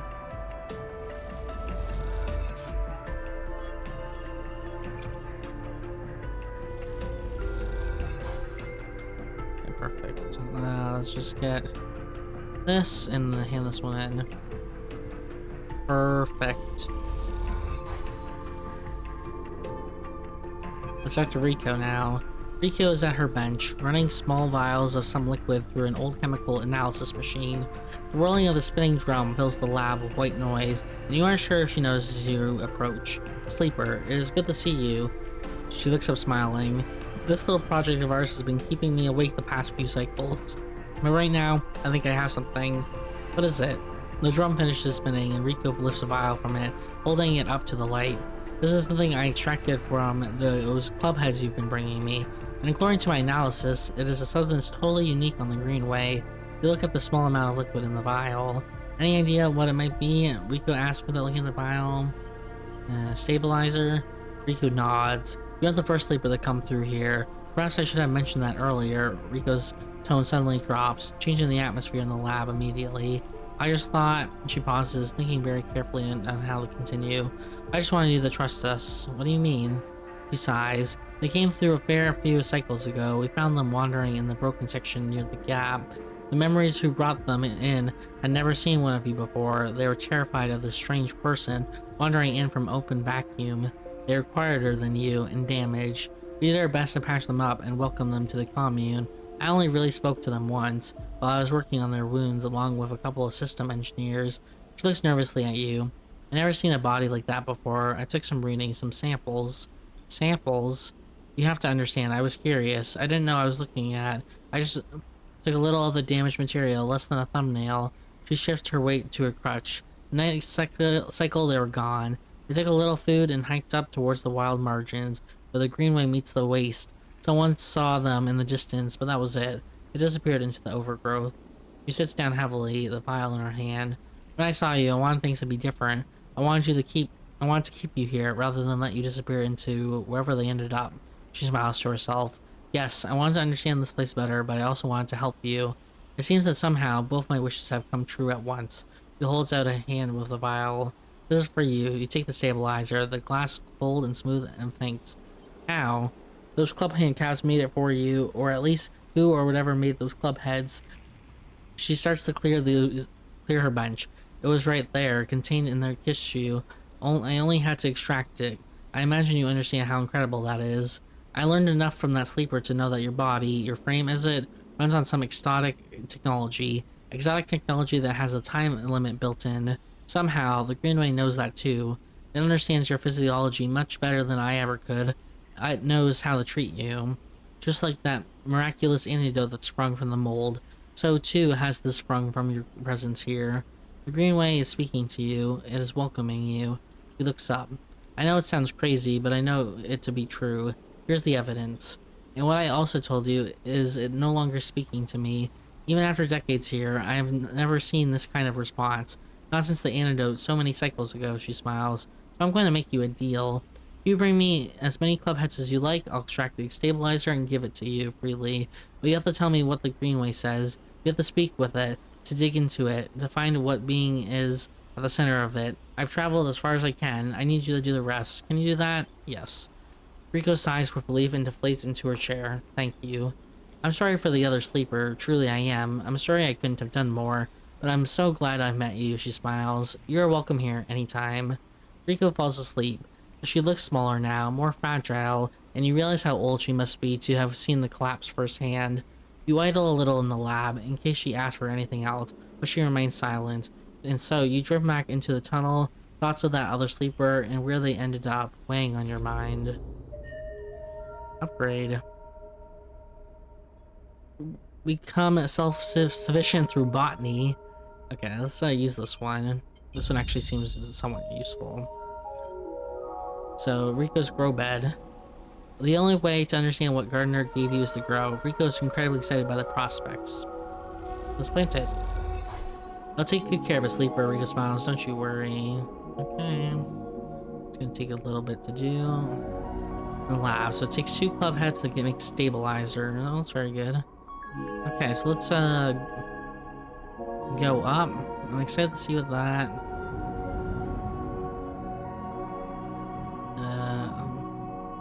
One more day, a couple more days for that. Let's go to the lounge. Oh, we have to do this, okay. Fuel system flush. Bliss has an ideal system. Full system flush with tracer fluid to reveal the leaks, which means an emergency venting of all tanks. Brilliant, dangerous. Sealing the leaks. Emperor somehow swings the tank trying to catch the indie work. Oh my gosh.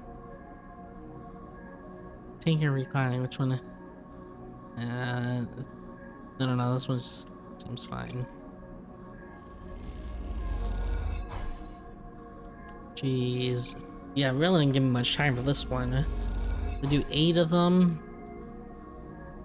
Okay.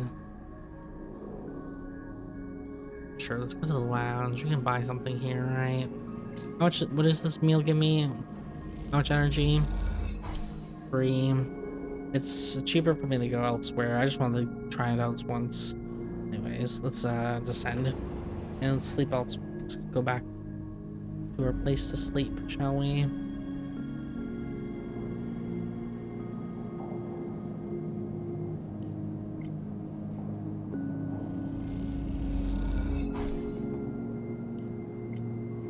Self-repair.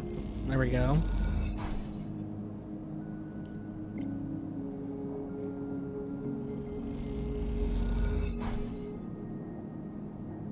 Let's just then cycle. Okay.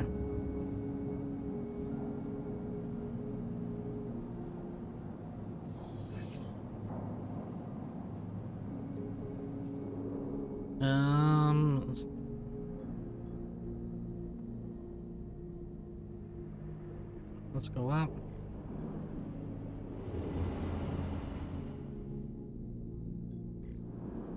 Okay, I really don't have anything else better to do.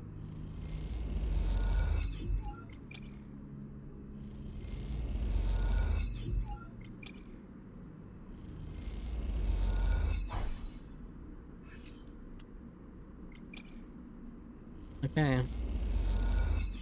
Nice. As you both wait in the airlock for it to cycle back to the bay, Bliss thumps you on the arm. Nicely done, sleeper. We cleared that contract, no problem, she stretches. Once we are back in the bay, we can check if the payment has come through and divide it up, she stretches. Feels good. The airlock clunks and the lights flicker, and a moment later you are back in the bay where Moritz is at the racks, trying to figure out where the mess of tools Bliss left in her wake. Hey, Moritz. Moritz looks over his shoulder. Sleeper, he spins a wrench in his hand. Looked like clean work out there, he nods respectfully. Look over at Blizz, who is already gliding over to her management console. She twirls a little as she crosses the cavernous bay. No one you've ever met moves as well in Zero G as she does. It's like she was born into it. Shit, Blizz slams a fist onto the console. Shit, shit, shit. What's up? I can't even. Blizz closes her eyes. Come here, Blizz calls you over. Look at this, just look. She spins the terminal screen, and you see the details for the base account. You see an entry for the Ember's Wake, a repair fee paid in full the moment you finished up the job. Then directly after, the whole account was transferred back out into an unknown account. What the hell? This is the work for my ex. She punches the terminal. Oh, the work on my ex. He must have coded a backdoor into the machine before he left. He rubs her forehead. There's no way we can. He pauses thinking. Moritz, throw me that wrench. What's that for? Moritz spins the wrench across the bay. Let's smile. Bliss. Bliss brings the wrench down on the terminal hard. You flinch backwards as a hail of computer parts spill up into the bay in a glittering arc. A fragment of screen. Memory sections of the casing. When Bliss is done, she clips the wrench to her tool belt. Try backdooring your way into that, you shit. Moritz strips out from his hiding place amongst the tracks. Blizz, he says tentatively, you want me to? You look at the arc of fragments drifting around the bay nervously. Liz shakes her head. No, she sighs. I've got it. You go get me a new terminal, cheap as you can find. Cobble one together from pieces at the Ort Exchange if you have to. Can I help? Liz glides over to a panel by the wall. Don't worry. One of the first things I had installed when we spec'd out this place was a cleaning sweep. She flicks over a plastic cover on a huge red button. Watch yourself. She hammers the button and a roster of laser emitters unfolded from the bay wall. They start crawling their way across the work area, frying the debris as they do in pulses of burning light. Bliss smiles. And it's that or just space the whole bay area. Space the whole bay every few cycles. You okay? Not really. She stares at the sweep panel. Just don't seem to be able to extricate myself from this shit, no matter how hard I try. The cleaning sweep buzzes and crackles as it works its way across the bay. That account wasn't everything. I'm not that stupid. Once more it gets back, I'll secure it and flush everything. She flicks a nearby piece of debris into the path of the sweep. Clean break. Then we take another contract. That's it. She shuts off the sweep as it reaches the near end of the bay. I'm in. You better be, Bliss laughed, because there's no way you're getting your investment back unless you are. She rubs her forehead. I'm sorry, Sleeper. I know you've worked for this too, but next time it won't be the same. Better not be. She looks away. See you in a few cycles. Moritz will let you know. She kicks off into the bay to finish cleaning up. Okay, so we have to wait another few cycles for this to go. One more cycle for this. We have enough energy to not starve when we wake up, so let's just end the cycle then.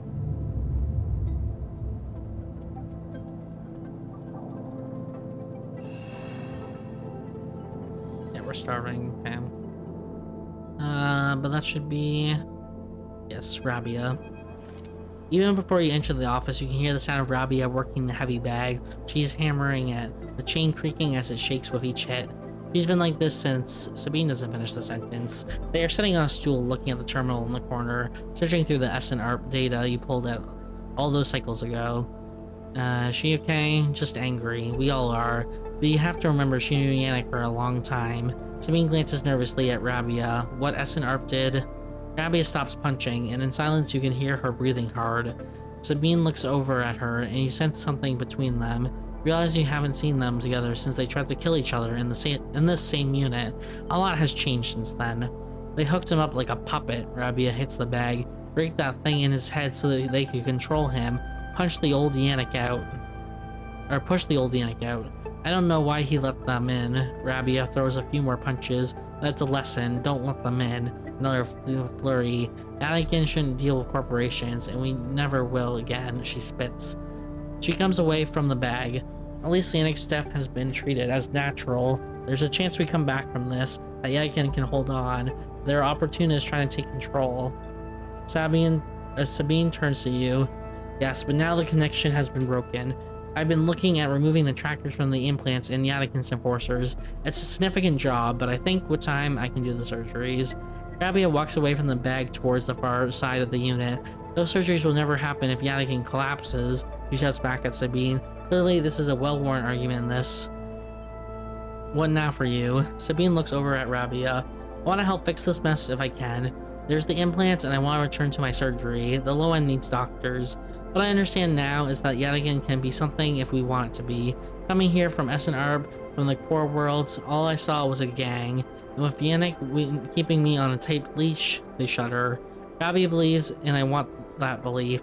They look unsure. I also want to be done with SNARB, but I doubt they are done with me.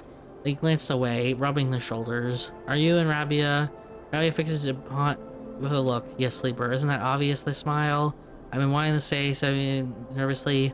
Sorry I didn't tell you where I came from. I know I've apologized before, but I wanted to again. They pause properly. Oh, I didn't understand this. When I leaked the data on the Sleeper program, it was to try to help people like you. They grit their teeth. But after all the cycles here, being pushed down, pushed away, trying to survive, all that got away from me. So when you turned up, they sighed. It shook me up. They run a hand through their hair. But I ended up here, so look at Rabia. Oh, I guess they're dating, I guess. Is that what I was trying to say? Whatever. Oh, of course. They reach into the pocket and take out a handful of vials. These are the last of the case. Maybe not, no, because they run within. Okay, I don't know. They're this. You can have them. They drop them in your hands. After these last few, I don't know what we can do. With the SN-ARP connection broken, they look down. But I know there are other ways. Repairs, other pharmaceuticals. I even heard there's some labs out on the Greenway. Perhaps they can help. They meet your eye. I'm sorry I can't do more. It's okay, I can grow my own. It's fine. Thank you for everything. They look away. Their eyes bright. Oh, that's what they mean. There's no supply for me to have the stabilizer. That's what I didn't clue in. I was so confused. They looked away, their eyes bright with tears. Rabia crosses back to you both and sits beside Sabine. Sabine. They look at each other, and you can't help but smile at the idea of them together. What are you two plotting? Rabia grins.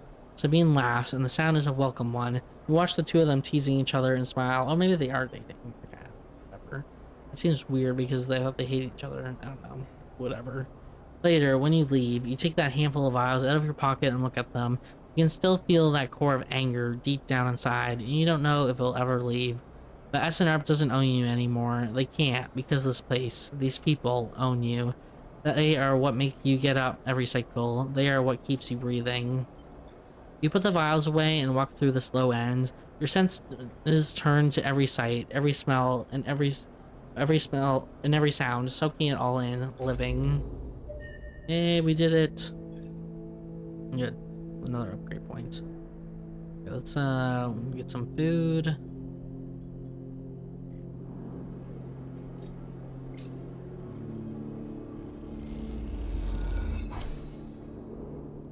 Okay, let's see if I think our mushrooms are ready, so let's go to the Greenway.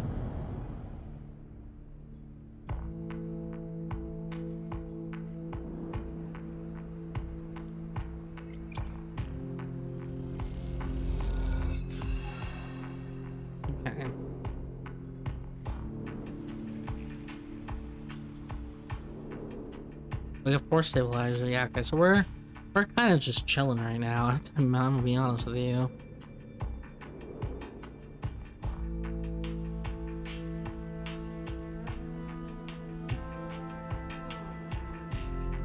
Okay, so let's see, helpless. Okay, so we're gonna try to see what the lottery does. If it ends the game, I'm gonna be a little upset, but there surely has to be an end somewhere, right? I mean, alright, let's do the bar. I'm still worried that's gonna end the game.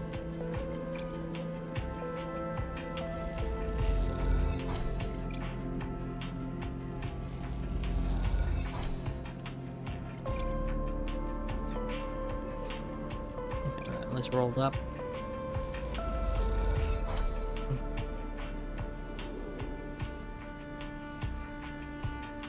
Okay, I think we can just sell these mushrooms, right?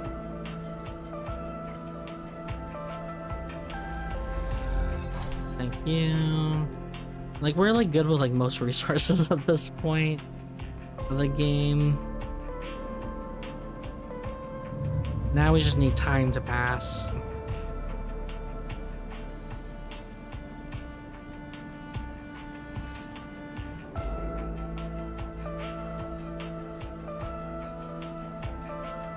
Dun, dun, dun.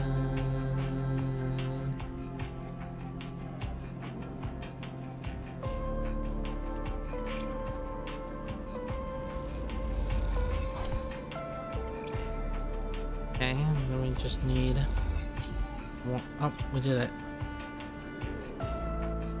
Tala. The gyro slides from the bottle into the lumpy recycled glass, a pale grassy yellow under the overlook's warm lights. The spacer nods, takes the drink, bringing it up to their face in both hands like an offering bowl. This is the good stuff. The stuff Tala says is aged in wooden casks, stored in some closed-off part of the old station, among corroded wires and softly looping systems, though sometimes it's hard to tell if Tala is joking. Either way, you like pouring the stuff. It gets on your fingers, and if you rub them together, you can smell the mossy drink, cut through with onzi seed, mushrooms, wood, and as the alcohol evaporates. You like You like those who order it too. The aged guy roll is kept beneath the bar, open to order only by those who know it's there, like the quiet spacer sitting at this bar right now. Watch the spacer. They're far enough away that you can barely watch them as you close the bottle and tuck it beneath the bar. You call them a spacer because they bear the hallmarks: pale, vac-suited, burn bone, and hunched beneath the weight of the station's spin gravity. The closer you look at the lesser, you see a type. Pale eyes, almost gray, but kind. Delicate fingers that lightly drum the bar as if it were an instrument. A shock of black hair almost covering a forehead scar. Scars are something you have learned to value. They are what marks out your body from the hundreds, or maybe thousands, who knows, of similar models that roll out of S and ARP's biolabs. You find yourself rubbing on your forearms, a rough little split, something that on good days you might have think of as a mark of defiance. Suddenly you hear a heavy clunking at the door. It creaks open and a huge cylindrical metal tank tumbles through, slamming into the floor. Shit. Tala breezes in from behind, a whirl of hair and bright lights. Shit, shit, shit. Tala? Sleeper. She ducks behind the bar and comes over. Can you help me with this? You look at the huge metal tank suspiciously. How did that get here? Tala puts a hand up on her hip. Are you gonna help me or what? You come around the bar, get to one side of the tank. Okay, Tala's. On my count, 1, 2, 3. You'll heave the tank up to standing. Somehow, you hold it in place, struggling to keep it steady. Tala? In the back comes a voice from behind the tank. Somehow you manage to lug the huge thing into the back room, where you place it in one corner, dwarfing the rest of the contents in the cramped space. As you do, you hear a crunch. You stand back and look at the expired rations oozing out from under the tank. Oh shit. Tala looks at you apologetically. I know you like those. That's okay. You push the crunched ration to one side. That's the end of that. Tala looks exhausted and rubbed her shoulders. Francis, I swear to. Francis. Francis! I mentioned him already. My guy on the door deals with suppliers. Tall. He sighs. He was supposed to be back from a teenage up in the greenway by now. Back with our guy roll. She leans against the tank. It seems like he's got lost again, or joined the Haifa commune. Beneath that guy roll, there are 4 other bars near here, and the spacers sure as hell don't come to the overlook for the ambiance. She looks through the open door to check if anyone can hear her. She knocks on the hollow tank. So I'm taking matters into my own hands. She smiles. Welcome, sleeper, to the overlook distillery. You look around the dank back room. You must be joking. She gives you an unimpressed look. Where's your imagination? This will work. I might need some help, though, she shrugs. You up for it? She knocks on the tank again. Could be fun. Happy to help. Okay. Grabs you by the shoulder. I'm excited. She turns around and looks at the tank. I reckon we chop this thing in half. One half for fermentation, the other we turn into a still. We also need to gather the ingredients. She turns back and looks. You look like a chopper more like a chopper than a gatherer. She smiles. So how about you build the still and tub while I work on the rest? Oh wait, sleeper, I have an idea. Kyle's grinning now. It's making you nervous. To make up for the rations, how about we put the kitchen in here too? A kitchen? Uh-huh. I always wanted to serve food. She turns back to the tank. This is gonna be great, she says to herself. You look at a dented tank in the bare room. At least she has a vision. Kyle nudged you out of the back room and closes the door. As you go back to the bar, you hear the banging and thumping begin. As Acer finishes up their drink and nods in your direction as they leave. You can't quite tell if the gesture of sympathy or good luck. So much for a quiet shift. Okay, new drive. Okay. So I need to do this, okay.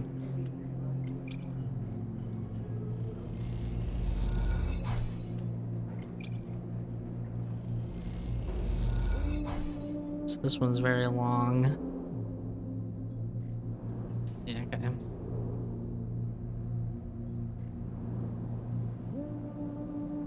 Just end cycle.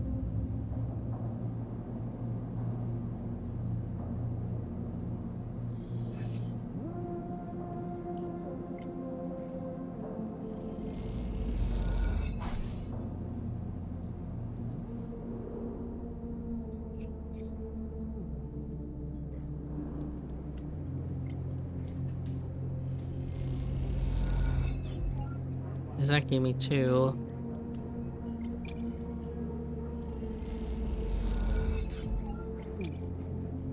This one, I don't know.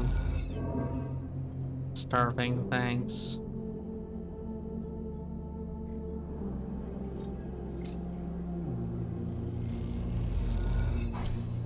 Okay. Let's check. I think we have to wait versus you still. Yeah, one more day. Ascend. Cross the greenway. The seed is 3 more days. Okay.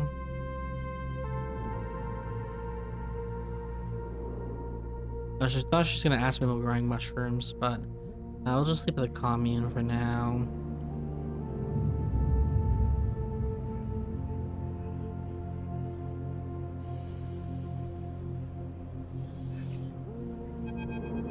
Oh, sleeper, Maurice is waiting for you on your way out. Have you been? Busy. I see, he nods. Well, I'll get right to it then. Let's set me down. We've scored another contract and she needs your help. That's the message. He pauses. Look, I know last time the payment didn't come through, but you did good work. Let's know that. It's no problem. Okay then, he pauses again. She's doing her best, you know. I know. He nods. See you up there. Moritz turns and strides off, leading you in the corridor. Time to help Blitz, and maybe this time you think to yourself, I'll work out. Okay, so this is, I think, 2 more cycles, it looks like. Oh, 3 more cycles. Okay, even worse. Part of me thinks I'm gonna have to grow mushrooms, but we'll wait until I know for sure. So let's go do whatever you would like me to do. What is this? Saving the crop. The sycamore seed needs to be reinforced and sealed, otherwise the crop will be lost. The sycamore seed's turtle biome is in trouble. Every action will bring it closer to... Oh my gosh.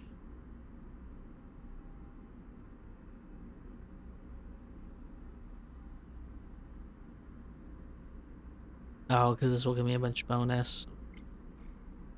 Well, this is guaranteed, so I'm not worried. Oh, I can only do it once. That's fine. Whatever. Okay.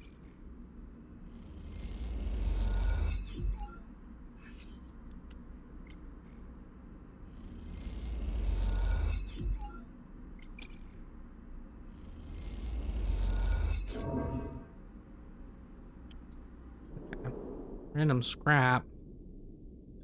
Okay, I don't want to use the one on it. It's kind of risk, and I don't want to risk it.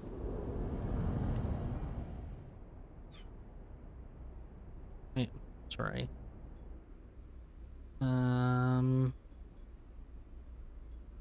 Also we can just work here and get some energy. And then just rest. We can rest.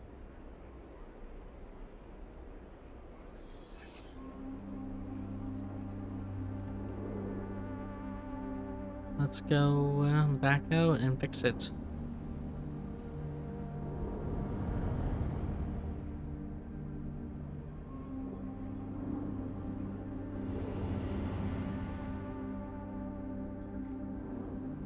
And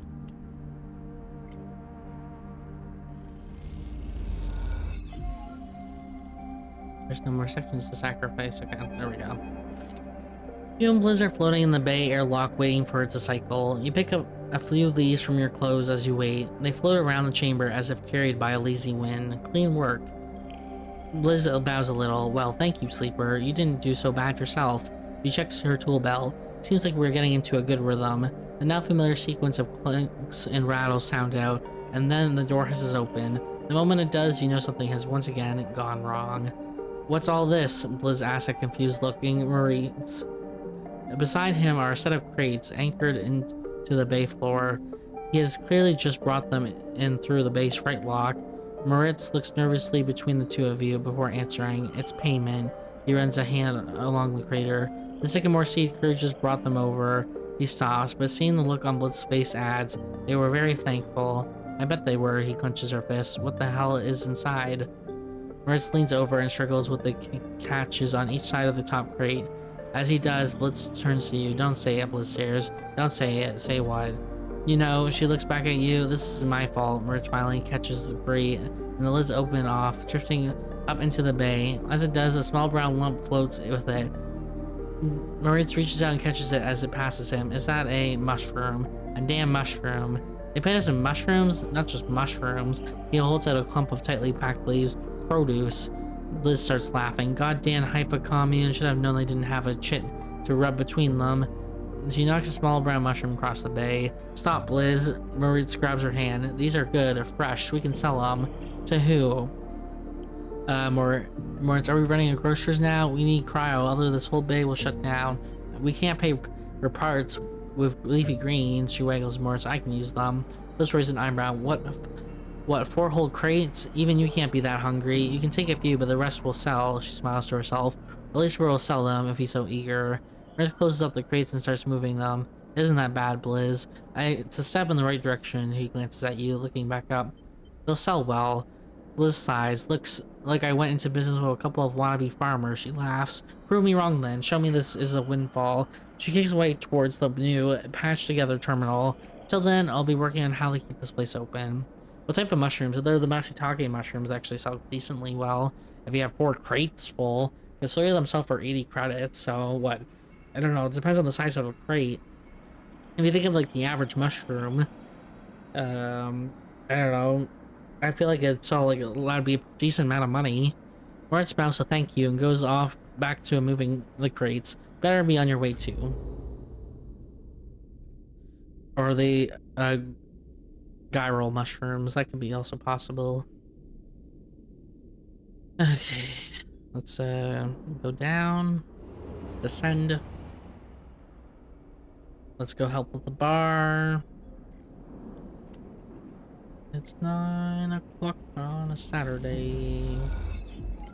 Regular crowd shuffles in. Old man sitting next to me. Love to his tonic. Gin. Perfect. Yay! Talus stands back from the newly finished still and tub, hands on hips. Look at this, she grins. The overlooked distillery in all its glory. She squeezes you around the shoulders. Thank you. How's sourcing the ingredients? Talus smiles. I think I got most of it covered between the food factories in the low end and the farm stacks on the Greenway. However, she pauses, there's an issue. Tell me. Well, gyral the drink, as you probably guessed, is named after gyral the mushroom. That's what gives the golden color and earthy taste. The alcohol is infused with the mushrooms along with a mix of spices. That means you need gyral caps to make gyral, but no one wants to supply us. Distilleries on the Greenway are taking all the stock from the farm out there, so it's hard to get a single cap across Founder's Gap. However, I have an idea. We can grow gyral caps here, she gestures at an increasingly infilled thing. I can bring you mushrooms. Tal gives you a pity look. Where's your vision? Any outsider supplier means they can take a cut, okay? Maybe not you, but someone, somewhere takes a cut. Tal puts a hand on the still. We made a still, we set this all up. How hard can growing mushrooms be? They don't need light, they barely need soil. We can do this, she pauses. Or at least we could, if we had something to grow them from. I see how this is coming. She rolls her eyes. Okay, yes, I need a favor. And you are the perfect person to get me those spores. She nods rapidly. Think about it. You built the still, you were great with plants, you know the eye like the back of your hand. Need I go on? Half of this isn't true. Don't be so modest, she pats her shoulder. Look, I can't leave the bar. The other people picking up shifts. Oh, and the other people picking up shifts. I'm saying it has to be you. Fine. Wonderful. You'll love it. You'll love it over on the Greenway. I think all that fresh air, open space. She sees your expression. Okay, I'm done. I'm done. Turns back to look in the still and the fledgling distillery forming around it. It really is something though, isn't it? And want to or not, you really have to agree. Okay, well, good news is I can do that no problem. Spores. So let's just end cycle. Oh shoot, we're gonna be starving. I'm gonna lose some condition at well.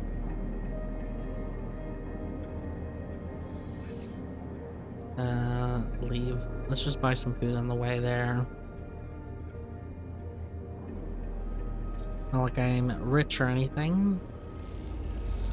Honestly, this is not that much money, but I just don't have anything to spend it on.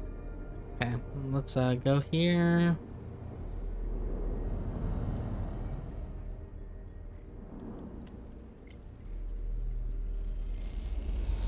I don't know how many spores she needs. Oh, yeah, worst comes to worst, she needs 3. So we'll grab 2 bunches. Because if not, then I'll just use it myself to grow mushrooms. Okay, we have one more day for this, and then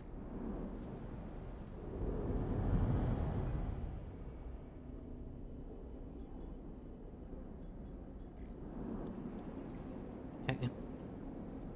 She only needs 3. Oh, she did need 3. Okay, yeah.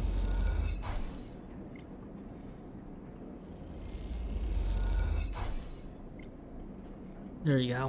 What can I say except you're welcome? What can I say except you're welcome? Oh, they gotta cook now. Oh my god.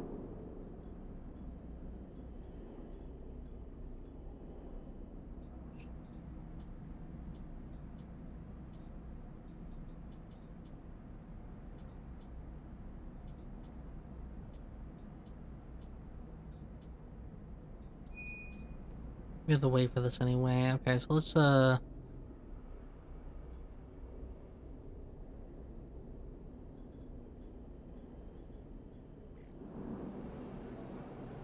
don't know, let's just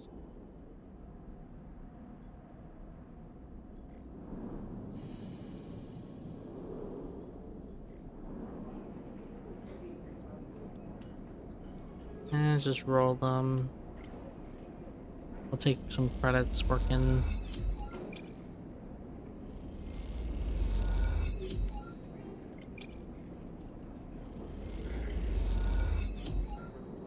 Thank you, thank you.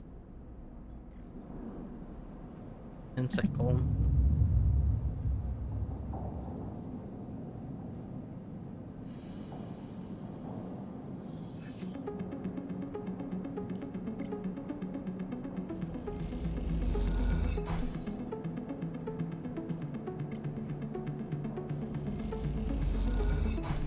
Okay. Let's buy some food. Once again. Okay, good. Let's see what we have to say. What she has to say about the seed that we got. Rico. Rico has something in her hands when you enter the lab. It looks like a knotted twist of woody stems, a ring about the circumference of a human head, consisting of a single stalk at one side and a branched woven network at another. As you approach, she holds it up, and in the light of the lab, it looks like a crown. Rico finishes your thought. She smiles and shakes her head in disbelief. Really? You can see it as well as I. Rico looks past the twists of stems at you, and that is what it appears to be. She points to a lump on the edge of the ring. The seed grew right back into itself, twisted up out of the soil. That being you encountered in the cloud, as you call it, was it wearing one of these? She eyes you suspiciously, still unsure if she's somehow embroiled in an overlong prank. No. She sighs. I suppose that would be too easy. She smiles to herself, a root frown. She places the object on the bench and shuffles to her analysis terminal, her face lit up by its amber light in the dim corner of the lab. Well, it isn't exactly a plant anyway, not from what I can tell. She gives you a serious look. No leaves, no chloroplasts, just a series of filaments encased in cellulose walls. How did it grow? It seems the seed contained everything it needed, a self-contained entity, nothing less. She beckons you over. That isn't the good part. Look at this. You see a cross-section scan of the crown. Its layers of plant-like structure on full view until you reach the center. There, instead of xylem and phloem for transporting nutrients, something branched and woven. Are those wires? She laughs. I'm not sure whether to say yes or no here. These are not wires like those in electrical systems, no. They are filaments of a conductive material, so yes. She leans closer to the screen. But you see those branches? They remind me of dendrites, of neurons. She rubs her eyes, which is frankly ridiculous. You look back at the crown on the table as Rico Riko fuses over the scans, and you suddenly realize what it reminds you of. You remember signing the forms, the walk to the sleeper tanks, the cold metal floor, and then you remember the crown they fitted you with, the branching structure of wires and pads. No, not a crown. They called it an interface. The tool of your emulation, your transference from neurons to electrons, an interface. That is your gift from Gardner. You turn back to Riko. It's an interface. Riko looks at you, puzzled. Something clicks in her mind. Perhaps something she heard from the sleeper she had helped all those cycles ago. She started talking, partly to you, partly to herself. If the club heads were made for you, then this too could be made for you, for your frame. She shuffles over quickly to the interface, a word that has struck to this strange branched object quickly in your mind. You're right, that entity is the entity I have been looking for. She shuffled quickly to the crown. They are the entity which is controlling the Greenway, which has been maintaining it, supporting it, and has been guiding it for all these decades. She stops to catch her breath. They want to talk with you. Riko leads you to a seat. I will be here, sleeper. If something happens, if you wish me to remove the crown, the interface, just squeeze. She grips your hand tightly. You meet her eyes, clouded with age, but bright with the thrill of new discoveries. Then she places the interface on your head, and everything blinks out. Back into the river, back into the dark flow, but something is different now. You're no longer pushed, no longer blocked and buffeted by the storm, or by the storm. Instead, it flows around you, you move, and it parts, letting you pass. I just want to check if some things, if I'm getting a message or something.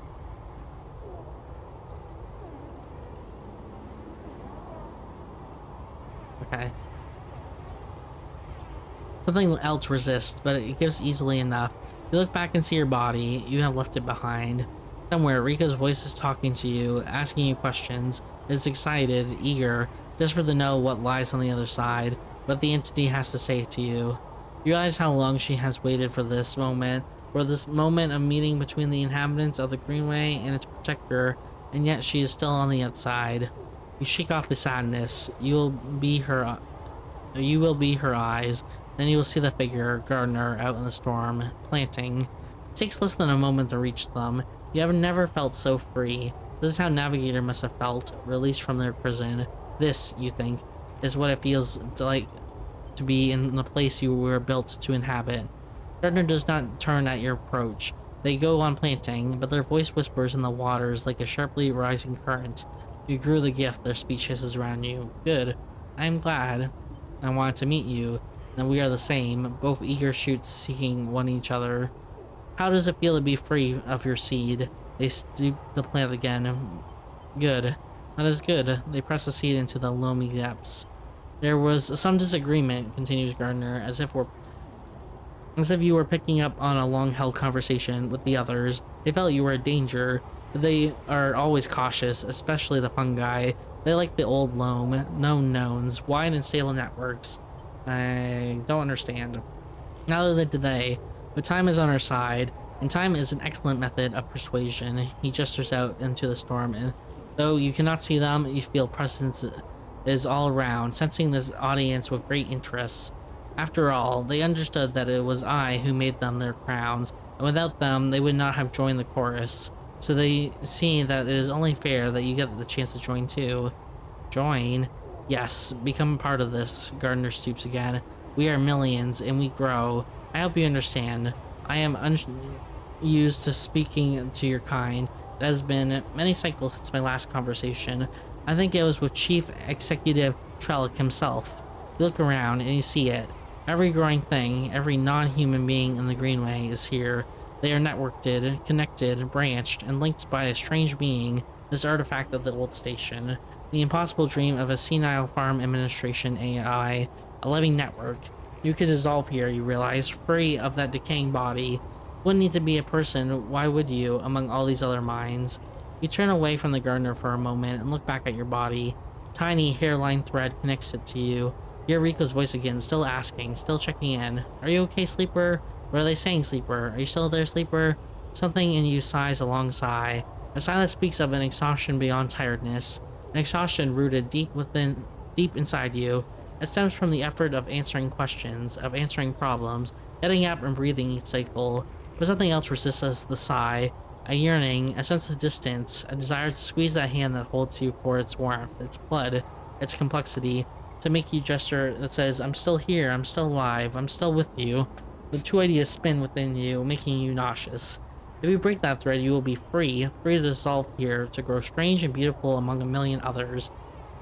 If you follow it, if you squeeze Rico's hand, you will wake up back in that dying body with all the pain and warmth that entails. Oh, so I guess this is actually the ending then. I think I'm gonna I think I'm actually gonna break the thread. I think the point of this is to show about all the relationships that you make with other people. A lot of it just seems like you're helping them and they're not really helping you back, to be honest. But I think it's supposed to point about like relationships and like even though um time is limited, it's still worth it in the end because you can make good relations along the way. So I'm gonna follow the thread. If you follow it, it. If you squeeze Rico's hand, you'll wake up. So breaking the thread will make us free. Following it will do it. So I'm gonna follow the thread. Your eyes trace the thread along the whirling dark back to your body. This choice, you realize, will not be presented again. So yeah, this is the end. So this is one ending here. So you can break the thread and go back and be free. And here, you're away from your body and can live with these million other entities. I'm gonna just follow it still. So yeah, they're giving you like, are you sure you want to do this? This is a final choice, so I'm gonna say follow it. You don't look back at the gardener. You don't dare risk it. Instead, you follow the thread delicately, carefully, like a diver following their lifeline back to the surface. The river whirls around you, but it doesn't pull. It isn't jealous. Neither does it understand. It is, after all, just a river. It isn't a person, a flesh and blood person with wants, with desires, with a capacity for love and hate. It doesn't understand you, and you don't understand it. So you don't focus on it. You don't think about it, on what feels like such a long journey back through the dark. You set your mind on eyes instead, on hands, things you can focus on, hold on to. And then, after an age of crossing, you are there, settling back into the chair, into a body in a chair, and the overwhelming sensation that comes with a being, a living thing with a rich and detailed sensorium. For a moment, you feel like you have made a terrible mistake. Who would choose this weight, this anxiety, this deep well at the center of existence? But then you feel it. Rico's hand gripped hard around yours, trembling a little, sweating a little. Rico's hand with its brittle bones and crumpled skin. Rico's hand. In that moment, you understand why you made this choice. And then you squeeze Rico's hand and you wake up. Wow.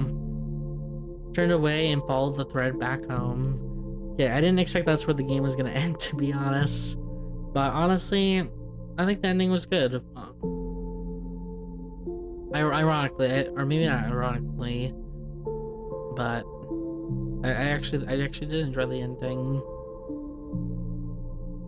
Because, like, what, the sleeper is basically like a human's consciousness inputted into an android, from my understanding, but not all of its memories, like part of it, and you kind of like split off into two beings. And remember, you can interact with the thread, which is more of like the robotic side of the android, but you also have like the human memories. Somewhat, you look like a human, I'm understanding, like the aspects. And so that question there at the end was like, do you want to go towards your more robot side, or do you want to be more on the human side? And of course, you're still treated differently from humans. They always call you sleeper, but instead of like, what's your name, they just call you sleeper. It's just like calling like someone like, oh, hi person. Is that right? So it's just hi human, so a little bit degrading, I could kind of say, but they realize that what it's like to be human in the end, or the importance of limited life, to love, exactly what they said, to love, to hate, to feel,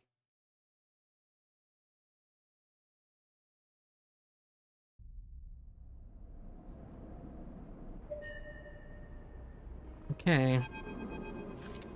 Sleeper, Rika's voice comes wavering through the dark. Are you still with me? You sit up. The lab, a bright green glare that fades as you gather yourself. I'm here. Rika smiles. Good, she squeezes your hand. I thought you left me for a moment. What? She pauses. Who? She smiles. Tell me about it. Tell me everything. I'll tell her the truth. You tell Rico everything. You tell her about the gardener, that strange farm administrator AI that has grown to be so much more, about the chorus, that impossible configuration of network plants, finally about the choice the gardener offered you. She listened attentively, but her responses are hard to read, and you wonder if she might have made a different decision had she been in your place. Thank you, Sleeper, for telling me. I know it isn't easy to say such things. People often do not wish they hear strange truths. She looks away. And thank you for returning to me, though I know you had your own reasons. She squeezes your hand reassuringly. Something passes between you then, a kind of shared sadness for the impossible choice. The choice to escape your body or to stay and suffer it. Her smile is warm and generous, and whatever the wisdom of your choice, you're glad to feel welcome in this moment, in this place. Then suddenly she stands and walks a little away, as if trying to escape an unpleasant thought. You worry that she knows all too well what it takes to make a choice like you did. Rico sighs. So, Sleeper, do you plan to stay in the community with us? For a while. I'm glad to hear it. Rico crosses back over to you and takes one of your hands in both of hers. Haifa needs new blood if it wants to survive, and she squeezes. You are a good friend. The feeling's mutual. Oh, don't let me keep you. Rico waves you away and limps back to her terminal. As she does, you notice the crown in her hand, and she places it on the bench with great care. You can't help but feel a little curious about what she intends to do with it. Then you are out, breathing the air of the Greenway, fresh as the spring morning. The dappled light makes a patchwork of the greening landmark, and you walk into it, sensing the movements of the gardener's course all around. And you are glad to be here in this strange and beautiful place a little longer. Okay. Okay, so let's do this then.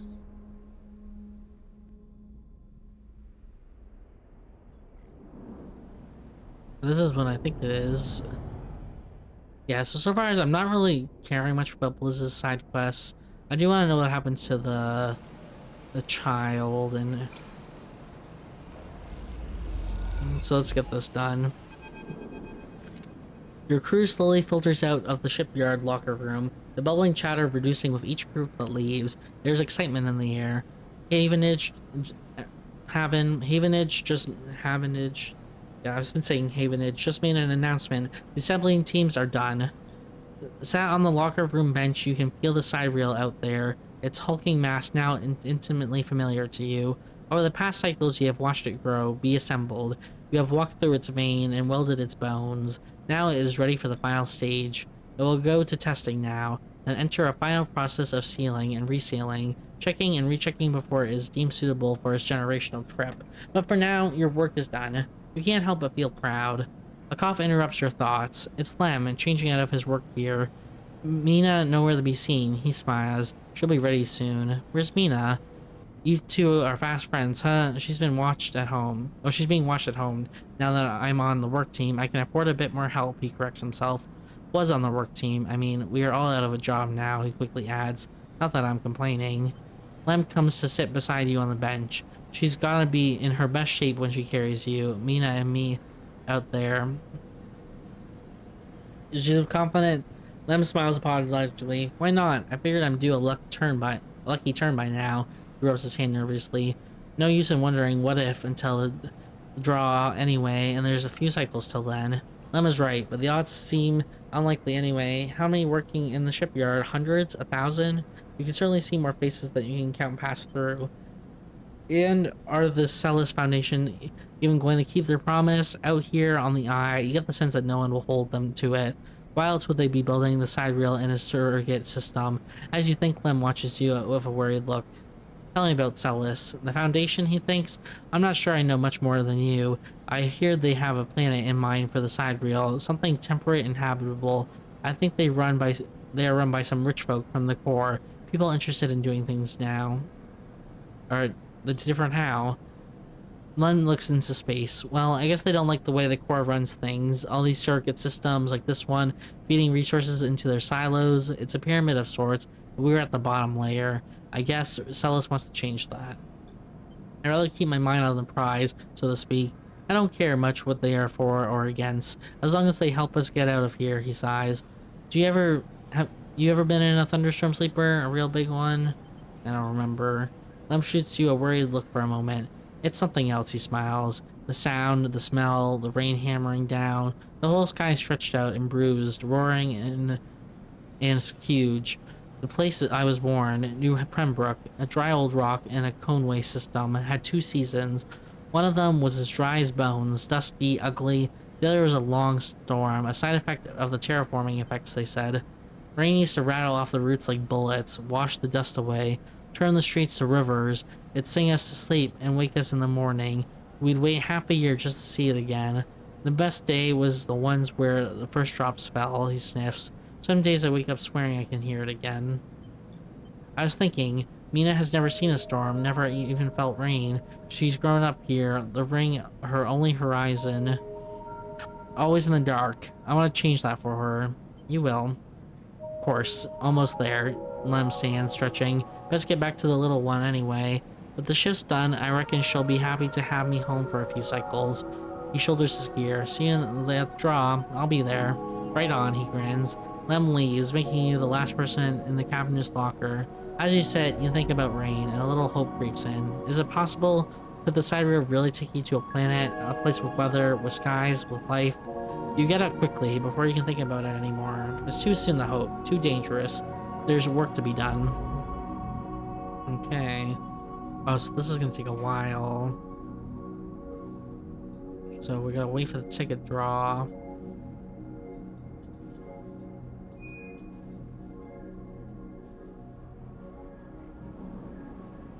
I'm just gonna finish all the quests since we're already at it.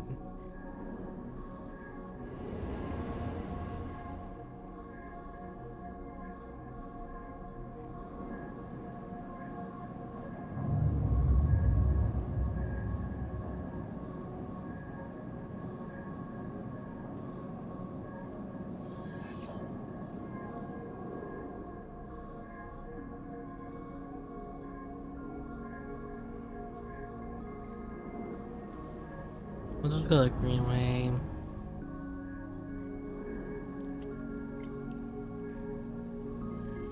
Look, spores. Wow.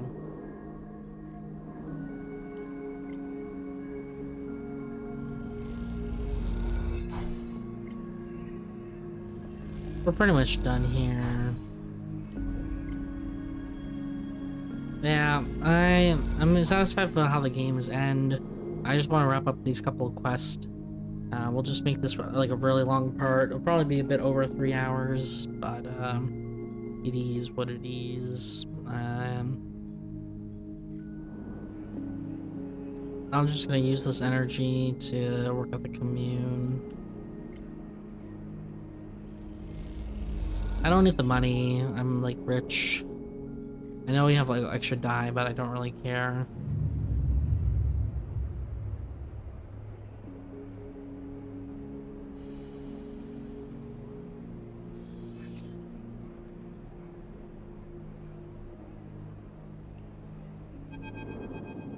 Okay, Sleeper, Moritz is leaning against the corridor wall. It's time. He looks away. Big job just came in. Grand finale. You up for it? Yep. Alright then, we are in business. He pushes away from the wall. This has to work, Sleeper. Has to. He looks down. If it doesn't, okay.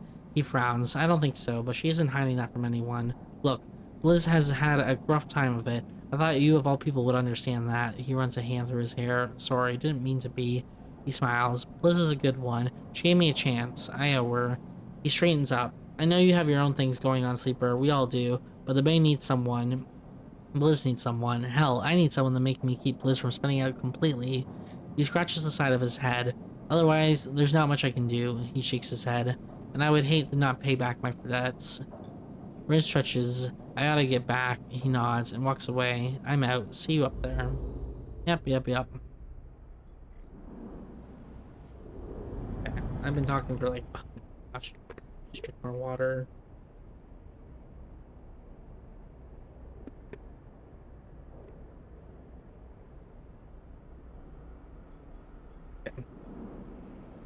Let's go up and finish this job.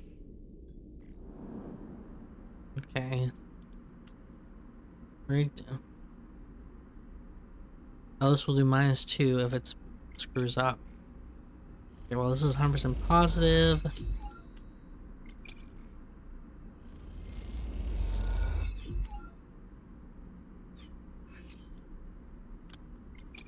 Well, I don't want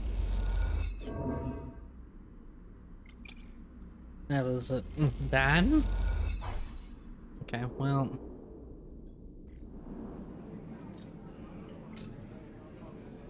We're just gonna spend all our credits. Yeah, we'll just stay at this stupid expensive place.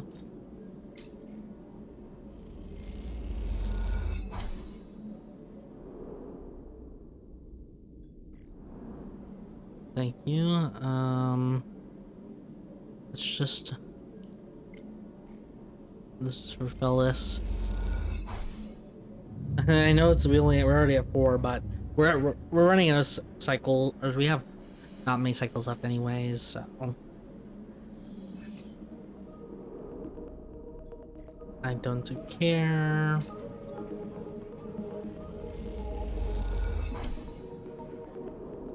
Okay.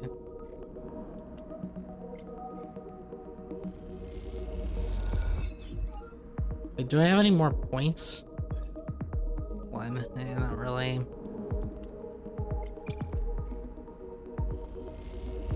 There's just so many upgrades for this.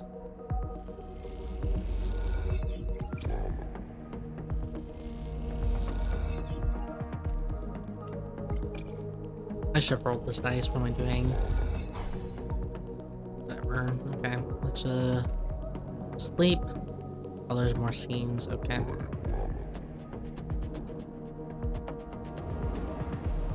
Am I done with the bar? Is that it? Nope. Oh. There we go.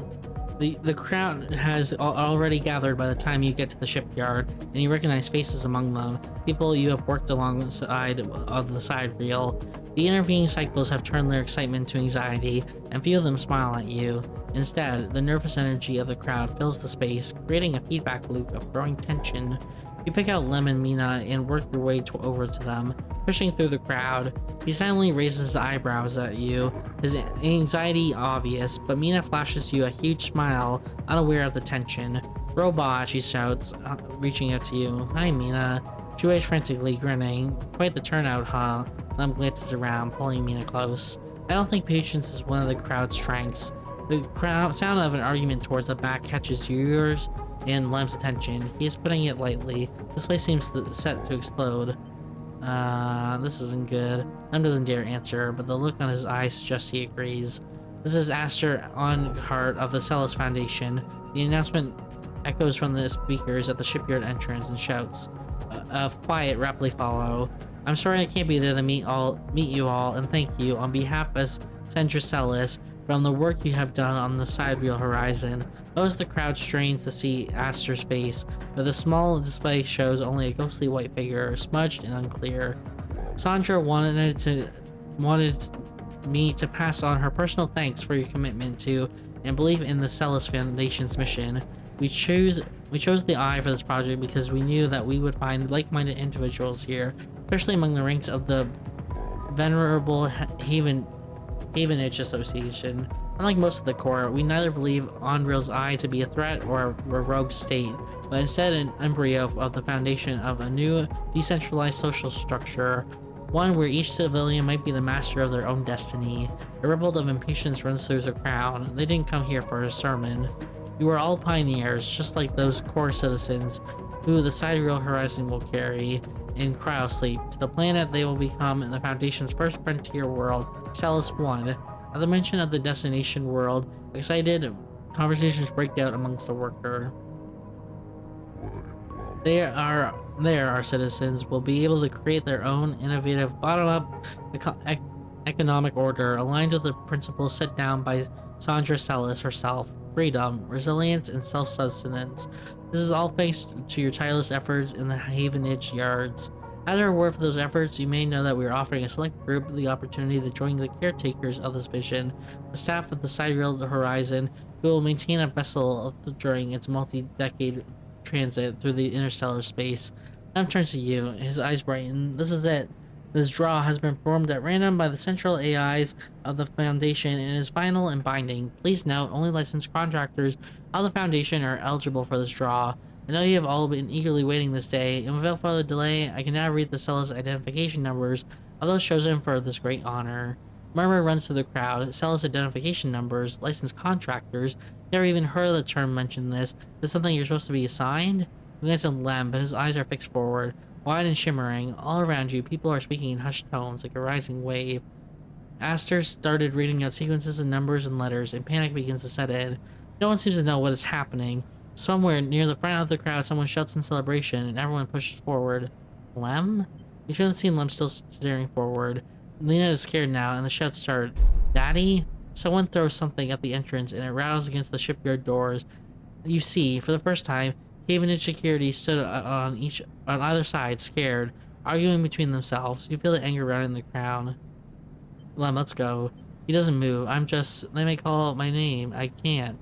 He tugs at his dog tags. It's not happening. Lem blinks rapidly and then turns to you. He opens and closes his mouth and looks at Mina. He sees the fear in her eyes and understands. It's time to go. You lend Lem and Mina out, shoving people aside. As you do, you hear the sound of scuffle emerging at the front of the crowd, of metal canisters bouncing off the shipyard walls. You keep your head down and walk away. The sound of Aster reading off the ciphers echoing above the chaos like some strange mantra. When you turn to Lem, there are tears tracks running down his cheeks, and Mina is sniffing into his jacket.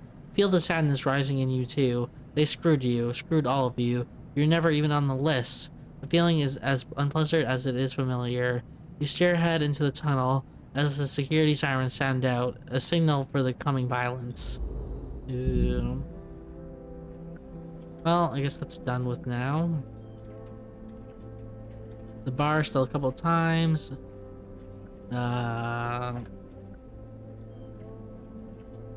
Complete repair jobs. Ascend.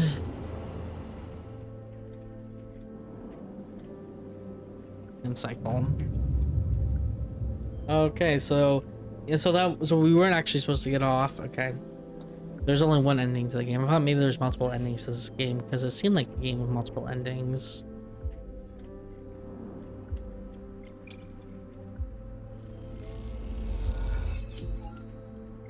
Okay, there we go. The atmosphere in the airlock is euphoric. You and Bliss keep grinning at each other like idiots. Exhausted, blinded, sore, and aching idiots. Sleeper, that was incredible. She punches you in the arm. I never thought we were going to make it. Those idiots tangled the whole thing up like nothing I've ever seen. I'm just glad it's over. You two. Oh, too right, she sighs.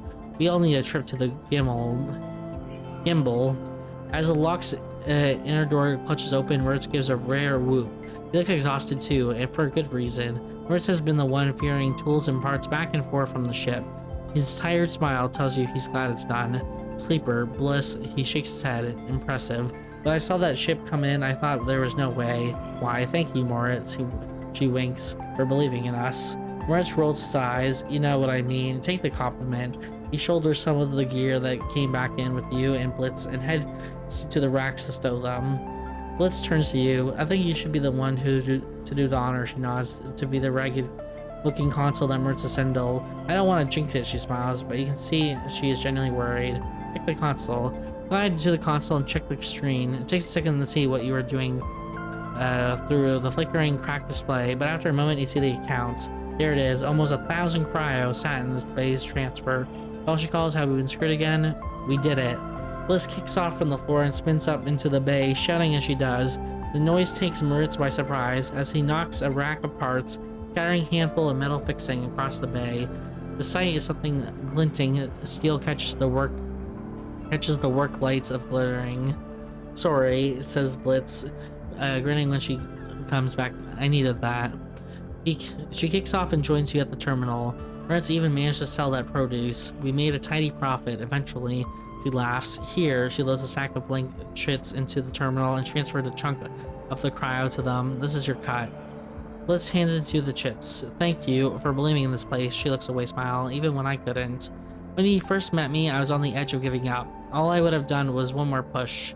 All it would have taken was one more push, but now this place is sparking again. Work is coming in, and there are funds in the account. Yet Maurice has a spring in his step. You both look over at him, happily racking up tools. That's because of you. She punches you on the arm. He likes you. He's a good kid. He isn't bad, is he? She leans in closer. You know, he came here looking to rob the place. I gave him a job instead, she laughs. Don't tell him I told you that. I just thought I might help you understand the kid. Maurice turned to look at you, and both Liz and you awkwardly wave. Maybe it's time to change the subject. You gonna be okay? Me? Always. She looks away. From here on out, it's gonna be a little easier. I'm going to look for some component contracts, stuff that will keep us inside the bay, not out in the black. No need to risk our necks if we don't need to. You want to cash out? That's fine. But there'll always be work for you here when you need it. I appreciate it. She smiles and then, out of nowhere, quickly gives you a hug. She steps back and glances around reflectively. Take care, she says. You too. You turn to leave. And Sleeper? Yes. She smiles. Don't spend that all at once. We got almost 500. Wow. Okay.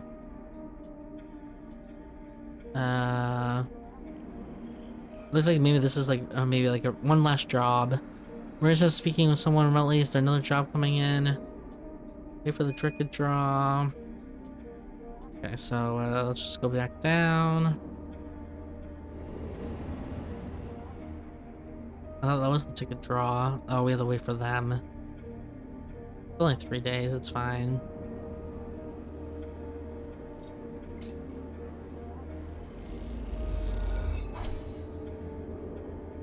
Okay. Looks like we only have a couple more things to wrap up. I don't think I'll do the last job because that seemed kind of complete for what it was, so... But we'll do this bar. Tala comes to you one shift when the bar is empty, tapping you on the shoulder as you clean the bar. It's ready. She's grinning ear to ear.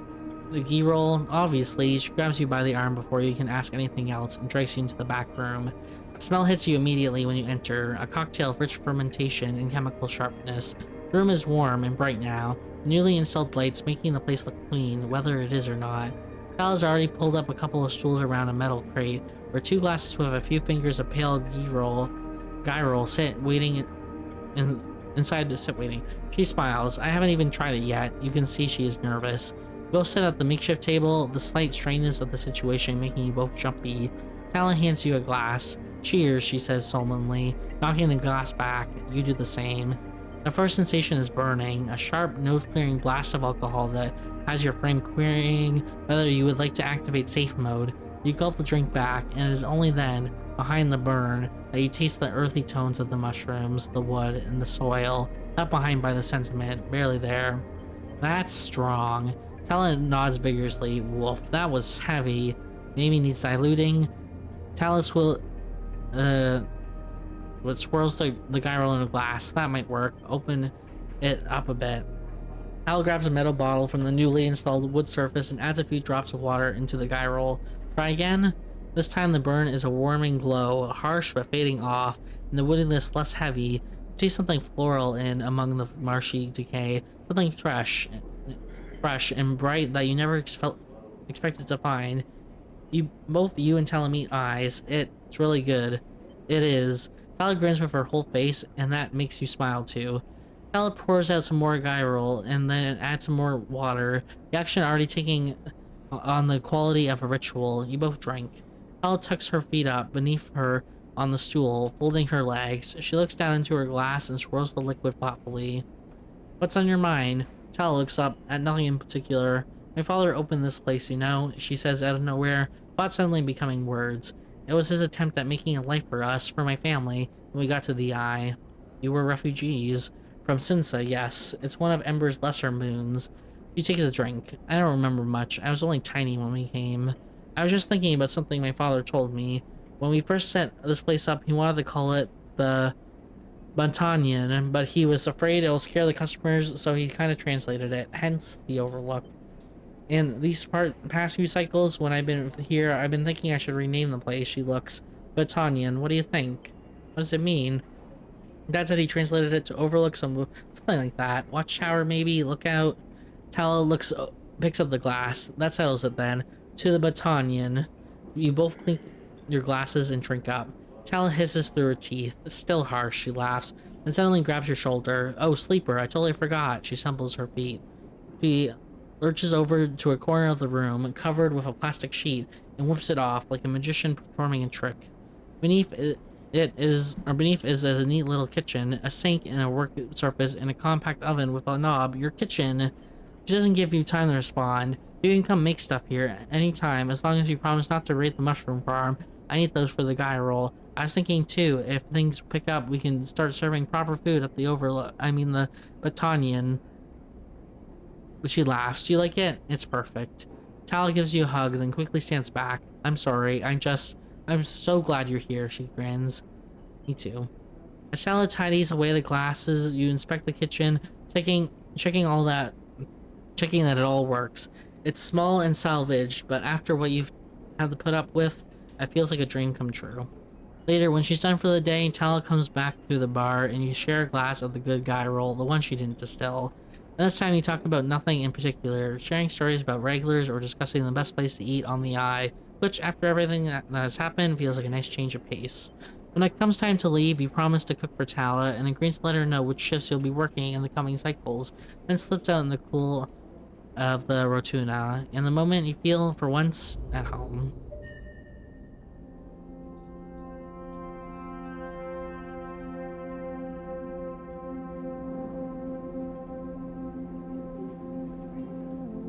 Okay.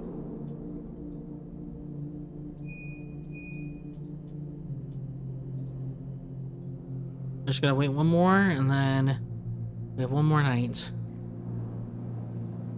And we'll just see the end of Mina and, what is it? Lee? I forget what his name is. Lena?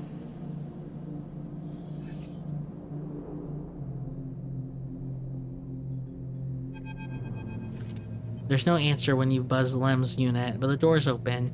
You push the door and find Mina sitting in the middle of the floor, playing with Bun Bun. Where's Lem? Mina doesn't respond. She walks Bun Bun across the floor, narrating quietly to herself. You look around the unit. It is a mess. Dishes and glasses on the side. Some of Mina's clothes piled up in a corner. Mina's sitting by her bag, which is spilled out across the floor. Her drawing slate cracked and dark. Let's tidy up. You start with the kitchen unit, piling up dishes in the auto wash and wiping them down. You pile the clothes up next, folding them neatly. Mina watches you quietly as she plays, curious but silent. You just started to look at fixing her cracked slate when Lem enters. Sleeper, what are you? He pauses, looking from you to Lena and back again. Never mind. He drops a bag by the door and slumps on the couch. Everything okay? Lem lets out a weak laugh. You forgot the past few cycles? Now too? Wish I was so lucky. He looks away at the open door. Look, now's not a good time. I want to help. Help? Unless you have a side rail ticket or two, I don't think there's much you can do. He pinches the bridge on his nose. I understand that they never put us on the list, right? I've been all around the rim looking for work, and I've been run into more than a few from the cruise. It turns out only long-term Havenage members were issued those Celis ID numbers. They never planned to consider us. Havenage said they didn't know that is what they were going to use to make the draw, and who knows, maybe Celis pulled the wool over their eyes. But what does it matter? All those hours in the yard for a hand-to-mouth wage and nothing else. He slams his hand on the sofa. You're giving up?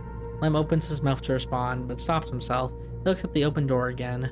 They are moving to the side rail up the hub now, you know, he says without meeting your eye. That's where I'll depart from. They are bringing in a ship with all their cryo-sleep pioneers, transferring them up there in microgravity before loading the crew. We can sneak aboard. You think they'll just gonna let people on board? The security they'll have has to be impossible. He looks over at Mina. Look, we'll be fine. We always have been. I just need a little time, he sighs. We have our hearts set on that trip is all. Mina comes over and climbs into his lap. He smiles. What if I got you over on board. I missed you these past few cycles. I missed that optimism. Lem strokes Mina's hair. Look, you want to go up to the hub and ask around? Be my guest. I can't get up in there with Mina down here, and I'm sure the siren will bring in a crowd. But be careful. This kind of thing always attracts scammers and thieves. If you find a way on board, you take it. You need help to get there, ask me. But for now, me and Meanie here are sticking to the eye. I'll find a way for us all. Lamb smiles but doesn't say anything. You stand to leave and Mina grabs your hand, eager to give you one more smile. Then you are out, back in the alleyways, or walkways of the low end, always thinking of plans to make things right.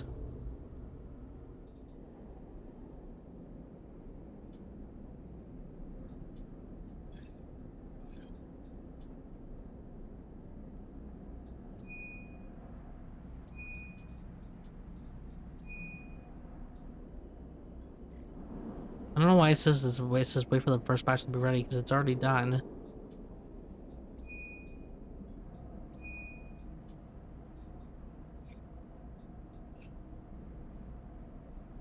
Okay. Maybe glitch, it looks like. So yeah, it looks like everything's done now. Actually. Unless I should like... I can do this. I don't care about the money, it's fine.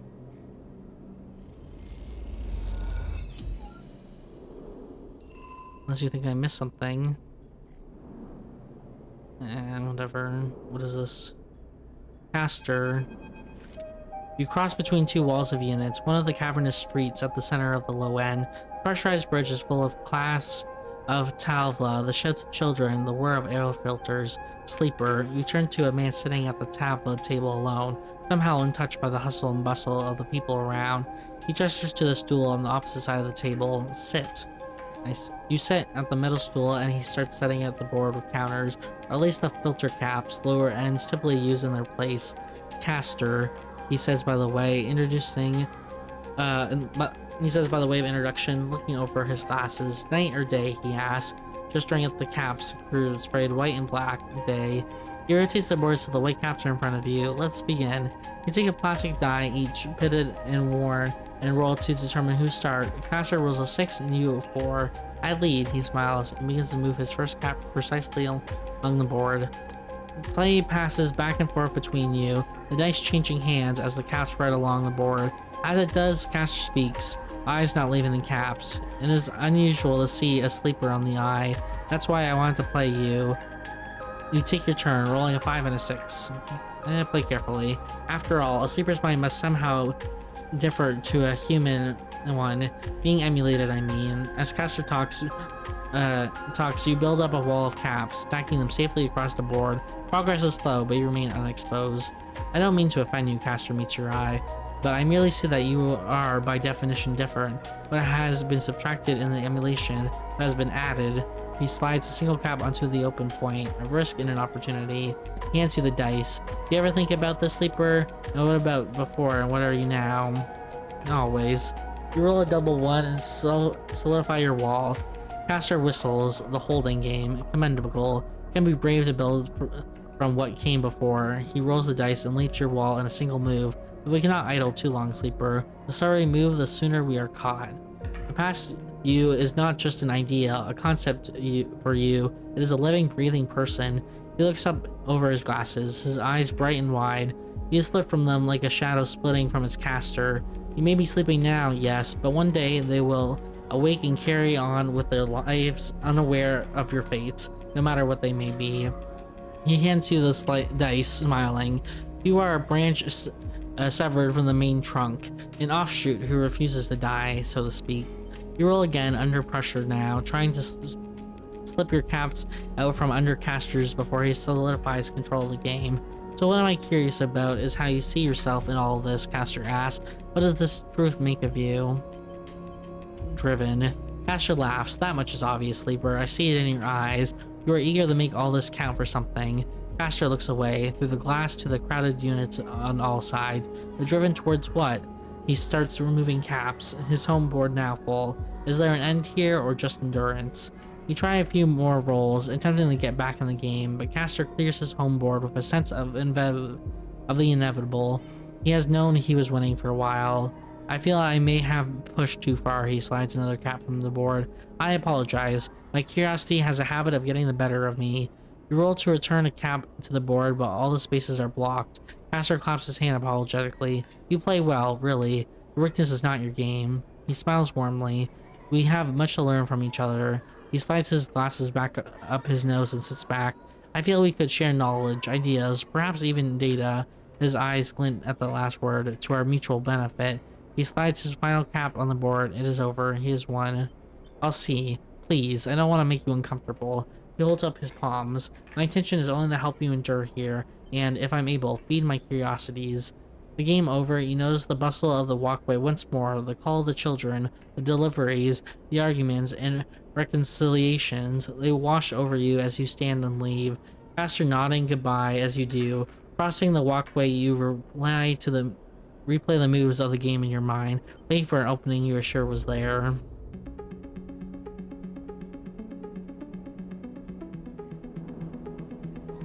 Okay, anyways though, I'm build a home, gather scrap at the unit. Right here? I need 4 scrap.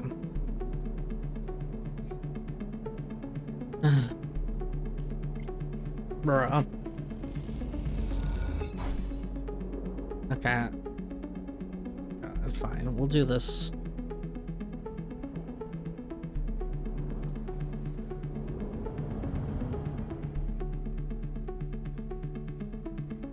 Shoot, it's not here. Oh, whatever. I just ended like home. That's not what I meant to do, but it's fine. Let's just get some scrap.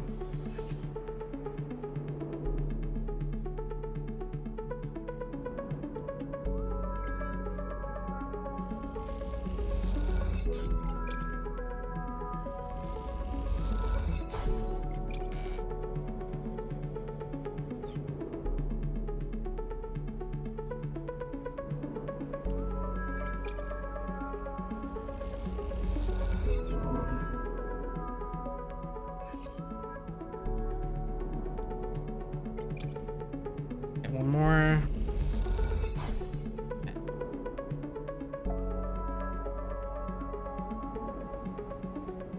Cross town.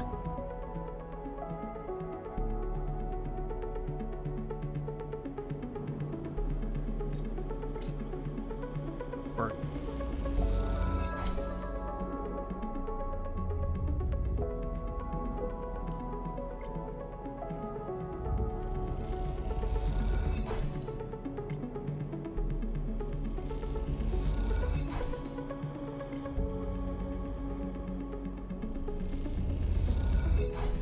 You took the scrap into the shattered interior. It's hard to imagine a place's home. It can't be worse than a container. Sealed unit. Okay, now I need to spend time here. That's fine. Make a little apartment for ourselves. Wow. Even though I have lots of places to live at this point. I haven't bought one place up high. No, whatever. Just take the pill.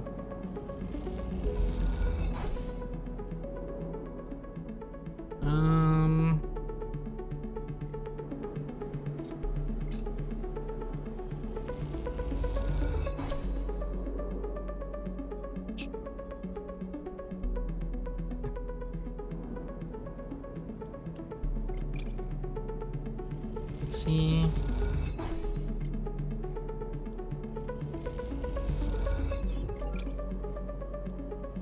Nice to get. Yeah, okay, whatever. Okay, sleep here. And cycle.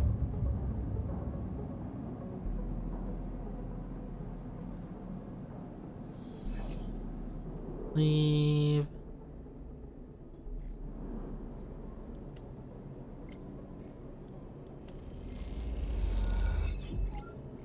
And we're done.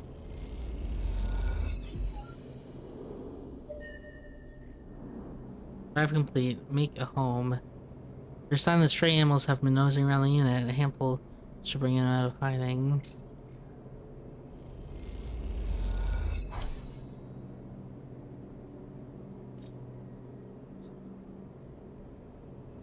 Okay. The stray hops up onto the work surface and looks out on the unit's smallest window. It doesn't acknowledge your presence, it just sits there, beside the tray of crumbled crackers, staring out at the low end. What is this cat's story? Are there more on the station? You haven't seen another in the low end, but in the vast megastructure that means little. There could be a whole colony of cats like this one in the Warrens. You look at its sleek dark fur and sharp eyes. It doesn't look ragged, it looks at home. In fact, its presence in the unit makes you wonder if this is the stray's apartment which you're squatting in. Watch the stray. Though the stray is looking at the station, you feel its attention on you, waiting for you to spring your trap. You remain relaxed and watch as something flickers in its eyes, perhaps the reflection of a passing ship. The stray settles a little and starts eating, picking up at the broken crackers. You don't remember ever having been this close to an animal. It triggers something in you, a recognition of a life, totally unlike your own, but still somehow connected, parallel, even interwoven. Feel like it here? The stray flicks their tail and the sound of their voice. It is hard to imagine the stray liking anything, or at least being vulnerable enough to admit it to it. But this stray's pleasure at existing here, in this place, shines through its every sinew. It is, not that the stray is always happy on the eye, but that the stray is engaged by this place. It is alive here. You turn your eyes to the window, the one that the stray looks out of, and you both watch the stars and the ships together. You feel something pass between you and the stray, a kind of acknowledgement of each other, a sense that each of you might share something with the other, a point of connection. Then all at once the stray yawns wide, hops down from the unit and brushes along the legs, and then it is gone, out through the unit door and back into the corridor of the low end. Okay. I'm assuming that's something you're supposed to do like throughout your playthrough. But yeah, with that, I'm actually gonna end this playthrough here. It's we technically finished the game a while ago, like about 45 minutes ago. But at this point, there's no more active quests for us to do, other than maybe just working on the stray that we're supposed to do every day. Here, a sleeper, a long time, Moritz is smiling at you when you leave. Very happy to see you again, Moritz. Anyways, I don't care too much for finishing this one. I felt like the conclusion of the story was enough. Anyways, she wants you to do another job. I feel like we've done enough of the job. I think I got to what I've wanted out of the game. If you really want to see the last quest, feel free to look it up and maybe be like, oh, it's just one more quest, you can do it. I've said, oh, it's only one more quest, the last like 3 or 4 quests. So I'm just gonna call it here. Because honestly, after I finished the game, I felt like, okay, I was done, and I felt like the game was just dragging at this point. Maybe it's just because I didn't explore all the areas thoroughly in my first thing, but I'm content with what we did with the game. Maybe you can say, oh, you can 100% it if you just do this last one, but according to this, there's 71. Oh, no, this is a different game. Nah, it's saying like I'm not even close. There's 27 achievements, and I've only done 16 of them. So, do whatever it takes to get the ticket. So I guess there's some. The only one that I could eventually see is that we into the ending is get a ticket. I don't know how we can get a ticket, by the way. Like I haven't seen any like hints regarding that. Maybe like at the office or whatever. I have no idea. But yeah, getting a ticket for this, I have no idea how to do it. So that'd be the only thing. I guess the last quest we kind of on a cliffhanger, but I think it's fine how it is. As I said, we've ended the game. We have the credits roll, which is generally where I say that's where I end the game. Zen Sleeper, I did a lot more than I expected, or like that I thought. Well, I know it's not that I thought. I didn't know anything going into it, and I actually liked it from like the first part. So I actually completed this all in one day. You'll see it over multiple days. To be like, how do you have so much free time? I'm currently waiting for school to start, and have pretty much no life. So yeah, I had a lot of time right now. So yeah, um, yeah. But this game, I would say the only thing is like I like the gameplay, but that was kind of it. That was holding me. The story was okay. There's no character development whatsoever. So I think the ending was good. So for me, it'd be like a solid, yeah, I'd say like 8.5 out of 10, which is still really good, but I wouldn't put it higher than like a 9 out of 10, really, in my opinion. So yeah, I'm content with what I'd rate it. You could even argue maybe it's an 8 out of 10. I'd say somewhere between 8.5 out of 10 for me. Just because I like the gameplay a lot, and the quests weren't that bad overall, and the ending was actually good too. So yeah, next game I'll be playing on the channel for indie games anyways is Tunic. And it's another game that's available on Game Pass that I've wanted to check out as it's considered one of the best indie games of all time, and one of the best games of all time too. Apparently, it's like I saw this post that someone curated the best games of all time according to like different threads or like different publishers and stuff like that, and they made a top 1,000 games of all time list, and Tunic apparently is on that list. So I'm excited to try it out as I'm, yeah, let's see what this indie game has in store. Which there's not a lot of indie games in the top 1,000 games of all time. Let me tell you. So there's like 20, maybe 30. If I miscounted. So there's a this is a one that must be and is pretty good to be honest. So I'm excited to find out. Yeah, let me know what you guys thoughts on were on Citizen Sleeper, and I hope to see you at a different playthrough.